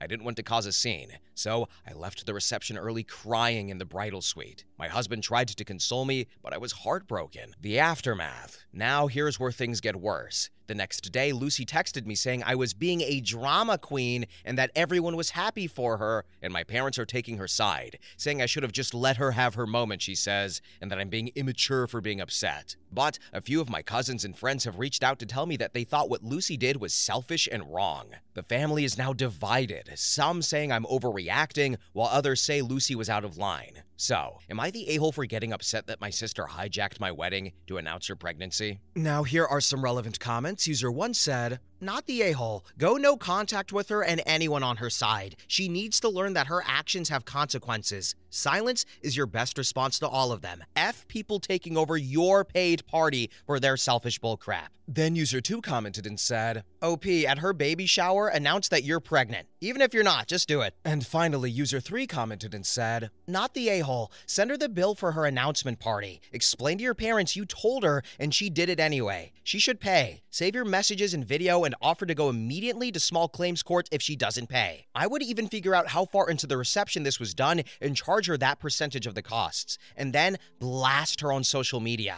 Good phrases are hashtag golden child, hashtag entitled, and hashtag main character. Let everyone know she can't stand for anything to be about you at all, even on your own wedding day. Let her face the consequences or pony up the money. Update. Hello Reddit, it's me again, the one whose sister hijacked her wedding with a surprise pregnancy announcement. First of all, I just want to thank everyone who commented on my original post. I never expected it to go viral, and reading your responses really gave me some clarity. I figured I owed you all an update, especially since things have really escalated since then. So, what happened after the wedding? After the wedding, I took a few days to cool down. I didn't want to respond to any of the family drama immediately because, honestly, I needed some space to process everything. But Lucy and my parents kept pushing for a resolution, insisting that I should apologize for storming out of my own wedding and for, quote, making a big deal out of nothing. I held firm, though, and I told them how deeply hurt I was, how Lucy had completely disregarded my feelings and my boundaries. I tried to explain that it wasn't just about the announcement. It was about years of feeling like I always came second to her. Unsurprisingly, Lucy doubled down and kept calling me dramatic and self-centered, and my parents were still on her side, repeating how everyone was happy and that I should let it go. Now, the family divide. Here is where things got even messier. My cousins and some extended family caught wind of what was going on, thanks social media, and the family divide has gotten even wider. One of my cousins actually called Lucy out publicly, saying what she did was attention-seeking and disrespectful. That led to a full-blown family argument in our group chat, with people picking sides. And the weirdest part? Some family members who initially didn't say much are now telling me they've always seen Lucy as the golden child too, and they're glad someone's finally speaking up. Of course, this didn't go over well with my parents, and my mom told me I was tearing the family apart and that I needed to put an end to this nonsense. But I wasn't the one who made it public, and I can't control what other people say or think. Then, the breaking point. What really shocked me, though, was how my dad reacted. He's usually the peacemaker, but he straight up told me that I ruined Lucy's big moment, her pregnancy announcement, and that I'm holding a grudge for no reason. That hurt more than I expected because I always thought he at least understood where I was coming from. On top of that, my parents invited Lucy and her husband over for dinner a few nights ago, but they didn't invite me. When I asked why, my mom said they didn't want any more drama, so now not only am I dealing with the emotional fallout from the wedding, but I also feel like I'm being pushed out of my own family. Then, where I'm at now. I've been doing a lot of reflecting, and honestly, I don't think I can keep pretending everything's just okay for the sake of keeping the peace. I love my family, but I can't keep sacrificing my feelings and self-respect just to avoid conflict. My husband has been super supportive through all of this, and he's encouraged me to set clear boundaries with both my sister and my parents. So, as hard as it is, I've decided to go low contact with Lucy and my parents for now. I'm not cutting them out completely, but I need space to heal and how to figure out if I want to move forward with them or not. And some of my cousins have reached out to say they support me, and that's been a huge comfort during all of this. Now, here are some more relevant comments. User 1 said, Absolutely not the a-hole. I always hate suggesting low contact or no contact, but to be honest, it sounds like the only option in this scenario if you wish to keep your self-respect. What Lucy did was terrible, and the way your parents are taking her side is equally horrid. I would get closer to your cousins. They seem like your real family. Thanks for the support. I agree. Low contact seems to be necessary to keep my self-respect. Lucy's actions hurt, and my parents siding with her made it worse. And I'll definitely focus on my cousins who have been supportive. I appreciate your advice. Then user 2 commented and said, Not the a-hole. Your sister is a self-centered female dog, and your parents obviously preferred her over you. F all 3 of them. And when they're ready to take accountability, then you can rekindle the relationship. Until then, ignore them and enjoy your new marriage. And finally, user 3 commented and said, Not the a-hole. Send her the bill for the wedding since she said it was her big moment. Okay, so I don't know about you guys, but I totally, if I was in OP's shoes, would have taken up that comment's advice, go to Lucy's baby shower, and then halfway through announce to everyone, Everyone, I'm pregnant! Look at me! Like I'm Sean Spencer or something, and I need all the attention. But, nobody likes a golden child. What else is there to say? And I'm glad that, they're finally starting to get some blowback, the family, the sister, and I think OP is making the best choice. Low contact or no contact, and just stay in their distance because they're probably not going to change until something horrible happens. I hate to say it, but usually, not that anybody needs to die or anything, but usually like something has to hit them in the mouth for them to realize, oh, wow, we treated our daughters unfairly. Oh, wow, I'm a horrible person to my sister. And then they realize those things. Anyway, next story. Story number 15. Am I the a-hole for glowing up after my divorce and not before it? I, 53F, have been divorced from my ex-husband Larry, 54M, for 6 years. Larry and I have 2 adult children, Steve, 27M, and Carla, 25F. Larry and I met in college when we were both electrical engineering students, and we were both very much on the nerdy side and looked the part, but we were very attracted to each other, so I thought anyway, and we got married soon after we graduated and both worked as engineers. But after a few years, Larry decided he wanted to go to law school to become a patent lawyer. So, in order to look the lawyer part, Larry underwent a major glow-up during this time on pretty much all levels. Tailored clothes, fancy haircuts, designer accessories like watches, etc., along with working out to trade his dad bod for a lean gym bod. During this time, I was having/raising our small children, while taking care of about 95% of household matters because of his long working hours, all while working full-time. I admit I did not glow up along with Larry, and my own appearance has always been on the plainier side. I'm not overweight, but a bit stocky, 5'5", 140 pounds, simply cut hair, glasses, practical clothes, not much makeup. Larry loved me as is for about the first decade of our relationship, but after he started working as a lawyer, he started to become drawn to more conventionally attractive women and had several affairs. When I pressed for counseling, he said that the issues were things like my big nose and post-baby tummy pouch, not things I could fix with a simple makeover. I was getting organized to ask for a divorce when Carla was hit by a car while riding her bike, and she survived and is fine now, but needed several years of intensive surgeries and rehab. In order to provide a unified front for Carla and Steve, Larry and I agreed to stay married and be as cordial as possible. He continued to see other women during this time, but by this time, I was past trying to get him to be faithful. And we did separate and divorce after Carla went off to college. Larry is remarried now to a much younger woman, 33F. In the past couple of years, I've actually decided to focus more on myself, including my appearance. Now that my children are grown and out of the house and I don't have to worry about tiptoeing around a difficult husband, I finally have time and resources to do so. I didn't get a nose job or other plastic surgery like Larry had wanted, but I did update and color my hair, started working out more, lost about 15 pounds, got a new wardrobe, and actually started dating. I don't have a steady partner yet, but regularly go to age-appropriate singles events and go on dates. Unfortunately, my children detest the new me. In particular, they blame me for the divorce and are angry that I didn't glow up to accommodate Larry, saying I was too selfish and lazy to do so when it mattered. My son Steve is getting married soon and says he is too angry to invite me to the wedding. Carla has gone low contact with me. I had great relationships with both of them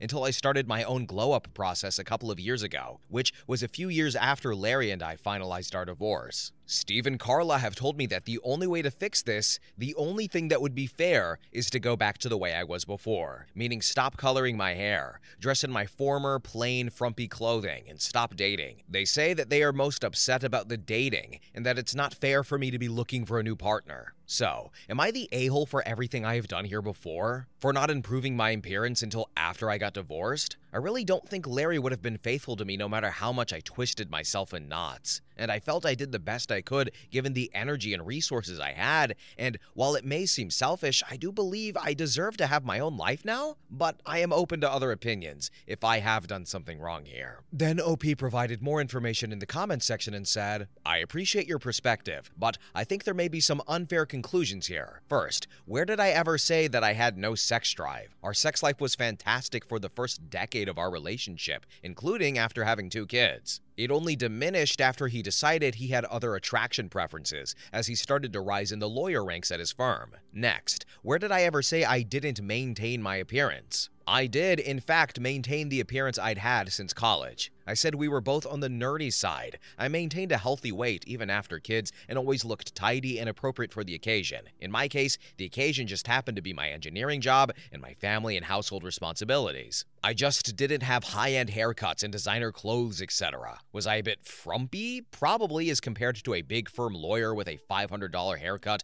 and regular spa treatments, but I didn't let myself go by changing my appearance for the worse after marriage. Also, I don't think I got what I had coming just for not wanting painful and time-consuming plastic surgery, especially as one of the big things he wanted me to do was get a nose job when I was already perfectly happy with my nose. If he'd suggested some smaller changes like updating my hairstyle and wardrobe or even a gym membership and had broached the idea kindly and had given me the time to do these things, I likely would have been more amenable. But with him setting the bar so high with surgery, it didn't seem like I could reasonably make him happy. Then in the comments section, OP elaborates on prioritizing herself and her health in order to be there for her marriage and family and said, "Thank you for this. I do want to say that it's not like I didn't take care of myself at all. I maintained a healthy weight, wore clean and tidy clothes, etc. I just wasn't extremely polished like the high-powered lawyers who were Larry's new colleagues, because there wasn't time to prioritize that. I didn't let myself go by any means. I just stayed the same person that Larry married, while he changed. The kids have said that I didn't put in the work to make Larry happy, something he has complained loudly about to them, so I don't deserve to have a relationship right now. I'm trying to understand their position, but it seems very judgmental." Then OP responds to comments on if her children knew their father cheated on her and said, "Yes, they knew he cheated. He regularly paraded the other women in front of them as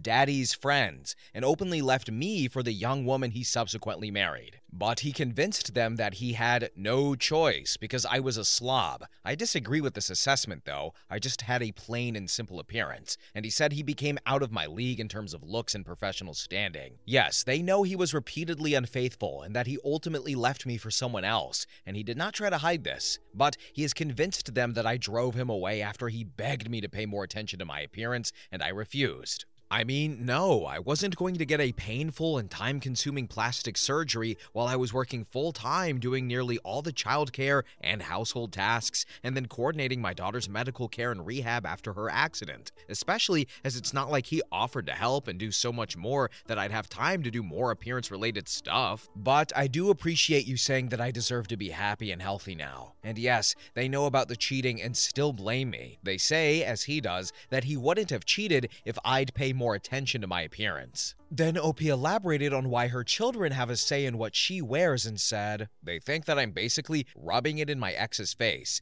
and theirs, and that I never cared about him because I couldn't be bothered to fix myself up until after we were divorced. I've explained that it just had to do with time and bandwidth that I now have since I'm single, and with the kids being grown, but they aren't buying it. And no, of course the ex doesn't go back. The kids just think I deserve to be alone and frumpy, I guess, because I wasn't a perfect wife in my marriage." And finally, OP elaborated on if her ex did anything for her during their marriage together and said, "He really didn't do anything. I mean, he made good money, so we had a nice house, but honestly, it was a pretty cold and lonely place. I would have been much happier if he'd stayed an engineer working normal hours, and we could have equally shared childcare and household responsibilities and had quality time together. Update. First, thanks so much for everyone who responded to my initial post. I started out trying to acknowledge everyone's responses, but as they grew to the thousands, I wasn't able to keep up. I'm so sorry. I did read everything though and appreciate your time and thoughts, and both for those who offered support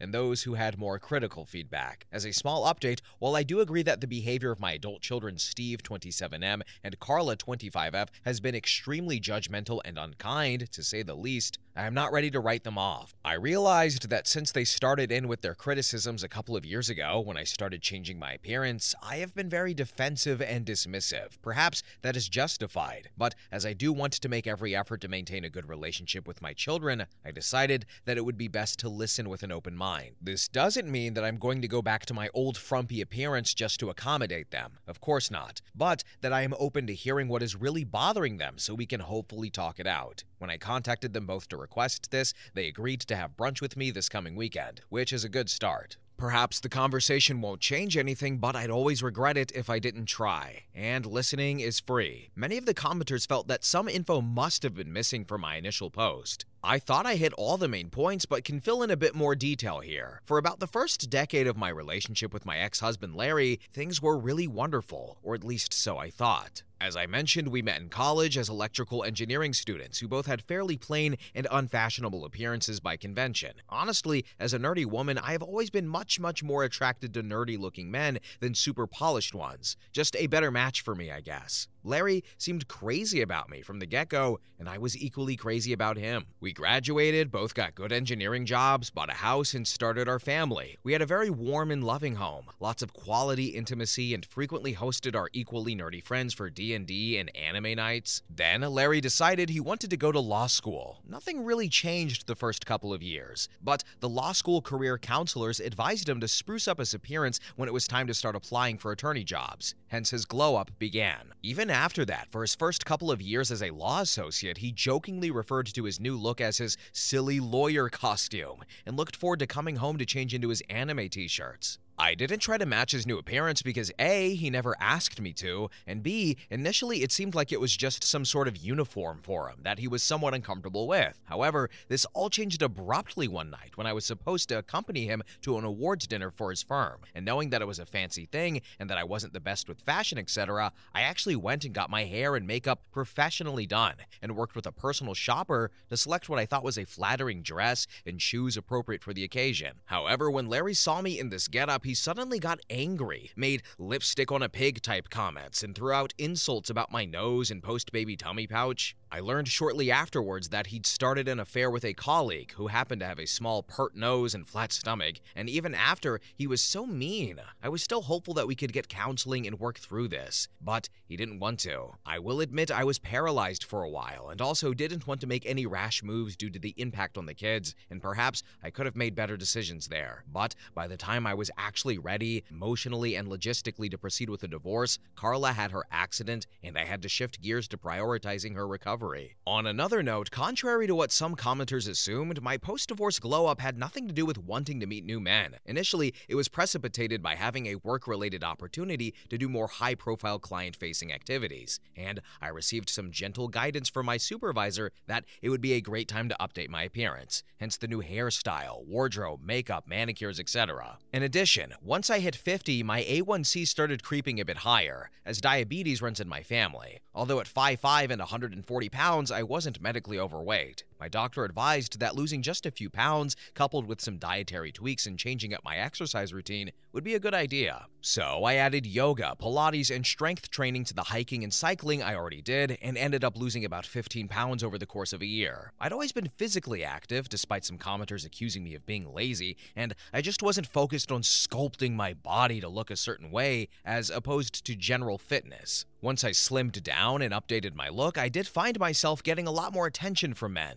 So I figured since I'd been single for a few years, I might as well lean into it and start dating. But again, that wasn't the initial reason. Also, some commenters asked if I had spent family money on my makeover, and if that might be what was making my children upset. The answer to that is no. Larry and I divided our assets in the divorce. He got the big house that we had lived in and paid me for my share, which allowed me to buy a much smaller house and have plenty left. Although, as a law firm partner, he makes about 10x what I do, and I did not request any alimony beyond my 50% of our assets, which had all been accumulating during the marriage. Anyway, if folks are interested, I can post an additional update next week once I can talk to my children and find out more about what their issue is. Then in the comments section, OP elaborated on her ex's reaction to her glow-up and said, Larry and I have been divorced for 6 years, and he's been remarried for 5 years now. He hasn't said anything to me about it directly either way. As the children are adults, we aren't in contact much and only occasionally see each other at group family events, and I've seen him a few times in passing. He is now married to an extremely conventionally attractive woman in her early 30s, over 20 years younger than we are. He told me when we were married that he was no longer attracted to me because my nose is too big and because I had a post-baby tummy pouch, and that basically he was going to keep seeing other women unless I had plastic surgery. And no, my makeover did not include any plastic surgery, so it's not like I eventually did the things he demanded. I do think I look great for my age, 53, but I'm certainly not going to compete in the looks department with a woman 20 years younger. And finally, OP elaborated on her children's thoughts about her and said, I'm pretty perplexed as well. They are adults with their own lives. They are both employed and have their own residencies, and they both have significant others, so it's not like what I look like or whether I do or do not date affects their day-to-day lives. But it's possible I may be missing something. I will ask them when I see them this weekend, at least if there is an opening to do so. And he doesn't have kids with his new wife. I don't know what their plans are there, but they have been married for 5 years and haven't had kids yet.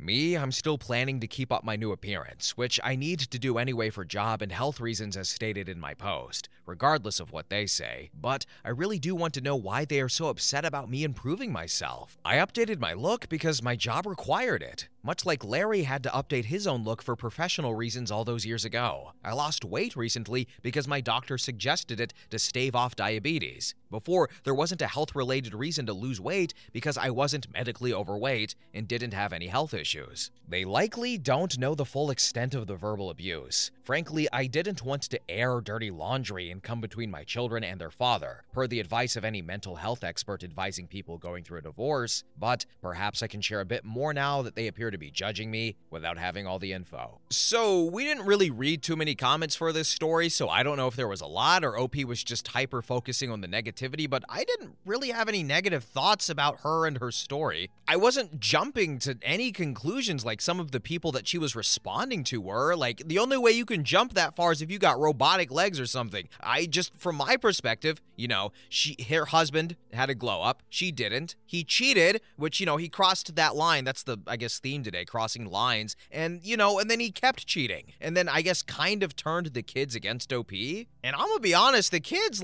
they sound sucky. Like, oh my God, mom improved herself. She sucks. So I feel like dad got in their heads a little and they're just stupid. Like, I want to smack them, to be honest. I do think, though, it happens where some people are just no longer attracted to their partners, but he was already cheating and was like, hey, yeah, if you want to still be good looking, go through plastic surgery, lose all this weight, take care of the kids, do 95% of the work at home, still work your job. Like, I don't know. He was expecting too much of her.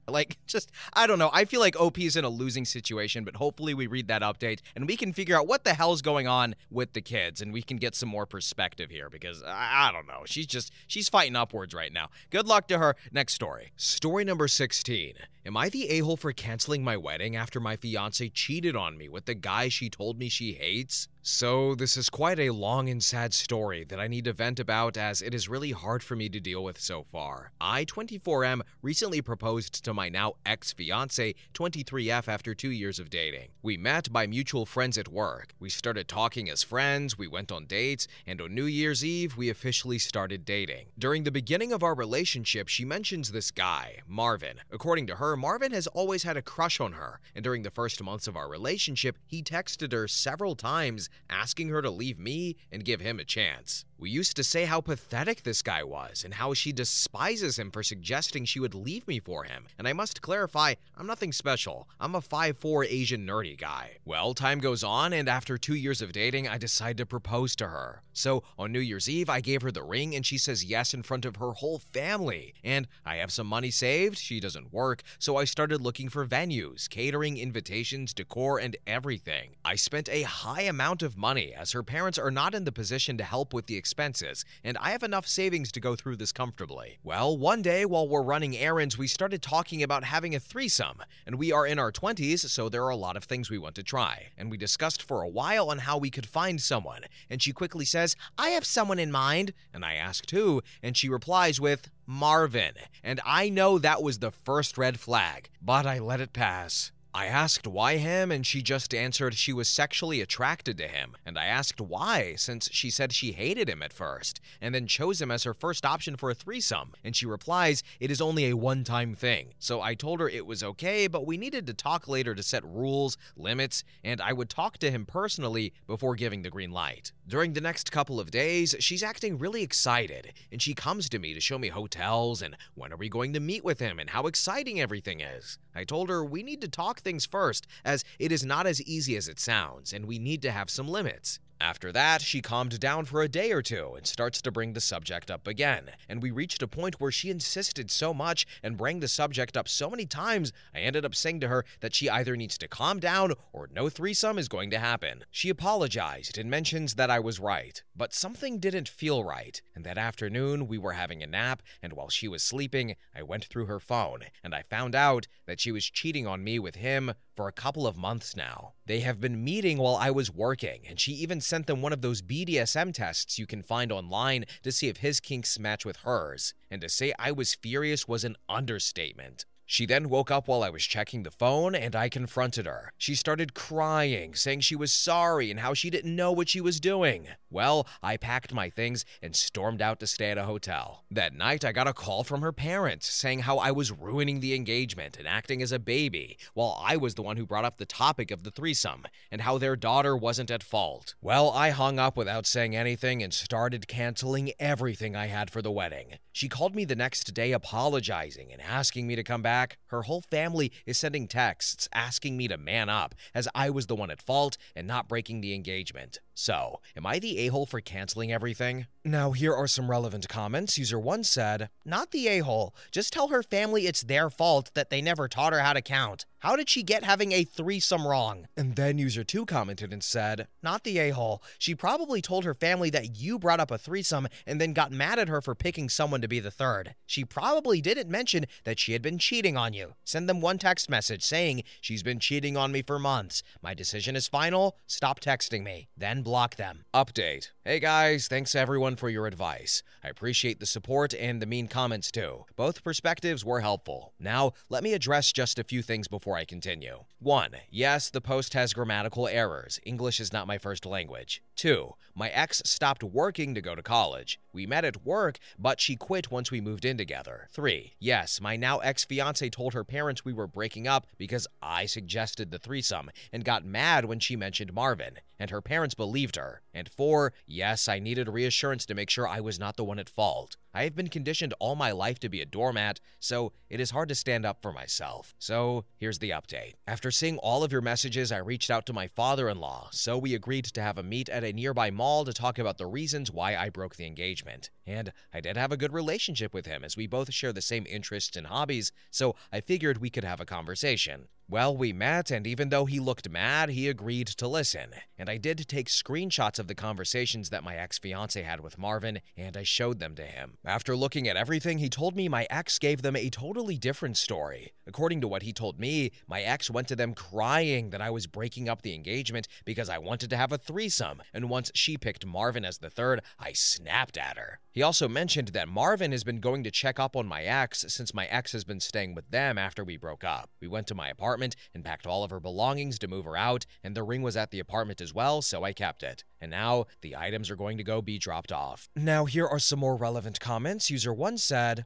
As Shakespeare said, all's well that ends well. At least her family knows the truth now." Then user 2 commented and said, "Cheating and lying go hand in hand, and I'm not surprised that she lied to her parents. Good on you for having proof." And finally, user 3 said, "Glad you got the ring back and got her moved out. Now you need to cut off all contact with her and her family. Move on and meet someone else." So, am I getting this right that as soon as she moved in, she decided to quit her job job?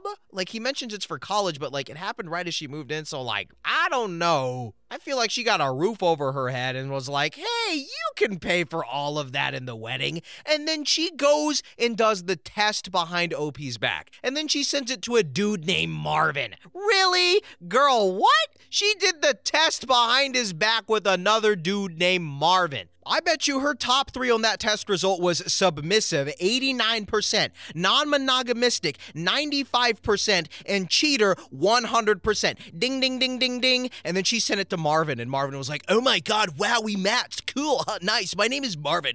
You wanna go surfboarding? Man, get that girl out of here. We don't need her, bro. Next story. Story number 17. Paid to have grass cut while out of town, and landscaper stole my lawnmower. I use a third-party service that basically hires local landscapers to cut grass for your temporary needs. Never had an issue until I returned and went outside to cut my own grass to find my lawnmower missing, as I usually keep it on the back porch. It's a Toro-branded mower in video, and I reviewed the cameras to my amazement to see that the hired landscaper stole my new lawnmower that was used a couple of times and tried to push it through the neighbor's yard. The idiot assumed the camera was in narrow view. Well, the third party said it's theft, and now I have to deal with the police to track this landscaper down and return my mower. In the video, a man with the leaf blower walks around a yard. He then walks up to the lawnmower and drags it away to his car. Then in the comment section, OP elaborated on the lawn service and said, if it's theft, it has to be filed with a police report. Lawn Starter doesn't have affiliation with criminal activity. They did refund the actual service, but everything else has to be done through the police now. Update number 1.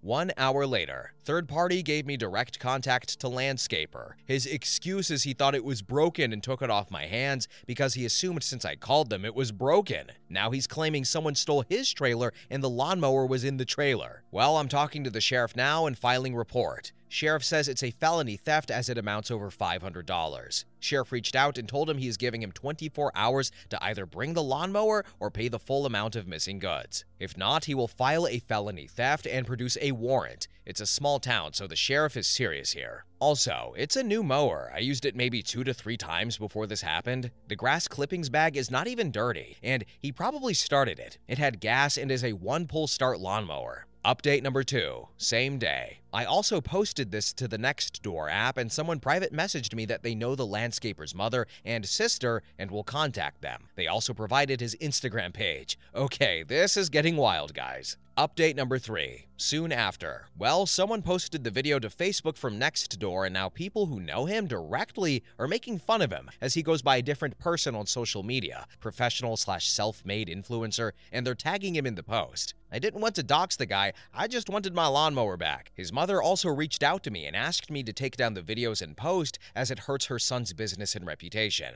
I never laughed so hard. I let her know my next steps, and it's not her responsibility to make her son's wrongs right. I sent her the receipt so that she can forward it to him, as he has 23 hours left before he has a warrant out for his arrest. Update number 4, 4 hours later. He has deactivated all his social media as of now, since all of his tags are grayed out. It's 9:47 p.m. here, people, and I will call him at 7 a.m. for an update on what he is going to do. I honestly have no faith in this whole situation. We shall see until tomorrow morning, guys. Update number 5, next day. I woke up to 36 unknown missed calls from 1 to 4 a.m. Thank goodness for sleep focus and silence unknown callers. I called him back and my phone goes straight to voicemail, so I used my Google Voice number and his number rings. He blocked me from contact when all I'm trying to do is retrieve my lawnmower. Also, I contacted the mother and it looks like she had a change of heart. She tried calling him too and he didn't answer her either. So she said to me, do what you gotta do. Is the dude trying to flee over an effing lawnmower? I'll try again in a few hours. This is now starting to piss me off. Update number 6. A few hours later, I was finally able to get in contact to him through his sister, and he claims he doesn't have $579 to pay for a new lawnmower, and if I can tell the sheriff to give him 2 weeks to at least get the funds. I told him that is not my issue. I said if you're a business owner, you should have some type of credit card or account. And he is so desperate that he even said he'll cut my grass for free to make it up. This undeniably admits his guilt to theft. And I rarely go in the backyard unless to cut my grass or barbecue, and my lawnmower was missing for almost a week. I told him he better borrow or ask his family because I'm not budging on pressing charges and following through with the sheriff. He has exactly 9 hours and counting. Also, my neighbor let me borrow their mower in the meantime. Update number 7. Approximately 5 hours later, 3:16 p.m. CST. Sheriff sent a deputy to my house to survey the area and take my statement and get documents from both LawnStarter and the company that contracted the landscaper. The deputy said they pulled him up as he had a record in another parish or county for, guess what? Drum rolls, theft. They are not waiting and are deciding to move forward with the warrant. I can't feel sorry for this guy. He made his bed, and now he has to lie in it. Update number 8. 3 hours later, about 24 hours after original post. 6:13 p.m. CST. I just received a text from the guy from another number, and this dude is really doubling down on his stupidity. I'm including the screenshot, and I'm just going to forward this to the sheriff. He says to me, "Hey man, this is Deshaun. You posted a video of me mowing your lawnmower. I didn't take the lawnmower because of bad intentions. I thought it didn't work, and I was doing you a favor. I have plenty of customers who ask me to haul their old equipment all the time. I tried starting the lawnmower, and it didn't even fire up. I'm not going to pay you for something that you left abandoned in your yard. That's on you, not me. As for the sheriff contacting me, I have a great attorney that will make this issue resolved. You act like this is a downfall, but through all of this, I shall come up. I'll still keep making money and doing great because God got me and my family. You stay blessed." Update number 9. 2 hours later, 8 p.m. CST. The dude has fell on the deep end, and now I think it's best for me to cease all communication. It's so bad I sent the message to his mom and sister. He needs genuine help. This is his recent message. He said to me, "You think this is some type of joke, brah? I'm not worried about you or the police. This is a little game to me, homie. People like you want to tarnish your own people from being successful, little crab in the bucket ass N-word. You'll never understand the hustle and grind I do. I do this every day. I can buy 10 lawnmowers if I wanted to. Cheap-ass lawnmower what you can't even afford a John Deere or Cub Cat it like a real man like me. You're a clown and always will be a clown." Update number 10. Later that day. So this is probably the final update unless I hear anything back from the sheriff. If he gets arrested, I'll make sure to make a new post with the mugshot. In the meantime, I'm going to purchase a new lawnmower, this time electric, where I can leave it in the house. Thanks Reddit for tagging along. The jokes, engagement, and positivity kept this stressful situation at bay. I appreciate all of you. Anything new, I will continue to post it here. Update number 11. 1 day later, 10 a.m. CST. The sheriff contacted me and said that the warrant is live. If his license plate is read by a plate reader or an officer running his plate after a stop, he will be arrested. They don't have an active address for him except for his mother's address, and I've been extremely satisfied with the sheriff department's prompt processes. Honestly, I don't know if I should forward this to his mother or not. Update number 12. A good friend of mine who is a corporate lawyer read the terms of LawnStarter and said this is a great case for a suit and offered to do the case pro bono. He said there is a big chance they won't fight and settle it out of court. And finally, in the comments section, OP responds to someone asking why his original post was removed and said, "According to the moderator, I didn't report any racist comments. The thread had well over 3,500 comments, and everyone else reported and took care of it. That was the weirdest ban I ever encountered. It is my job to report all racist comments, or is it the mod to moderate the subreddit?" So it's not really topically relevant, that last comment there, but whoever puts these stories together wanted me to read that out loud, so I will say that sometimes Reddit moderators suck. There's one guy, I think his username is Tooth, 2TH. I hate him on Reddit. He's just mods so many subreddits. I hate him. Why does he own the Agents of S.H.I.E.L.D. subreddit? I love that show. I hate that man. Anyway, I digress. About the story, this guy's insane, and also there's a possibility he might show up to OP's crib and, knife him in the jugular. I don't know. So it's a good thing that OP decided to just cease contact or stop replying. It was Jover for him when his mom just replied, "Do what you gotta do." And then he started trash talking OP and ended it with, "Have a blessed day." Oh, Louisiana, I love you. And if you didn't know why I know it's Louisiana, it's because in Louisiana, instead of counties, like we say here in all the other 49 states, they call them parishes for some reason. I have so many friends in Louisiana, but I don't actually know the reason. But anyway, guys, we're at the end of the video. Thank you all so much for watching. Have a blessed day, and bye-bye.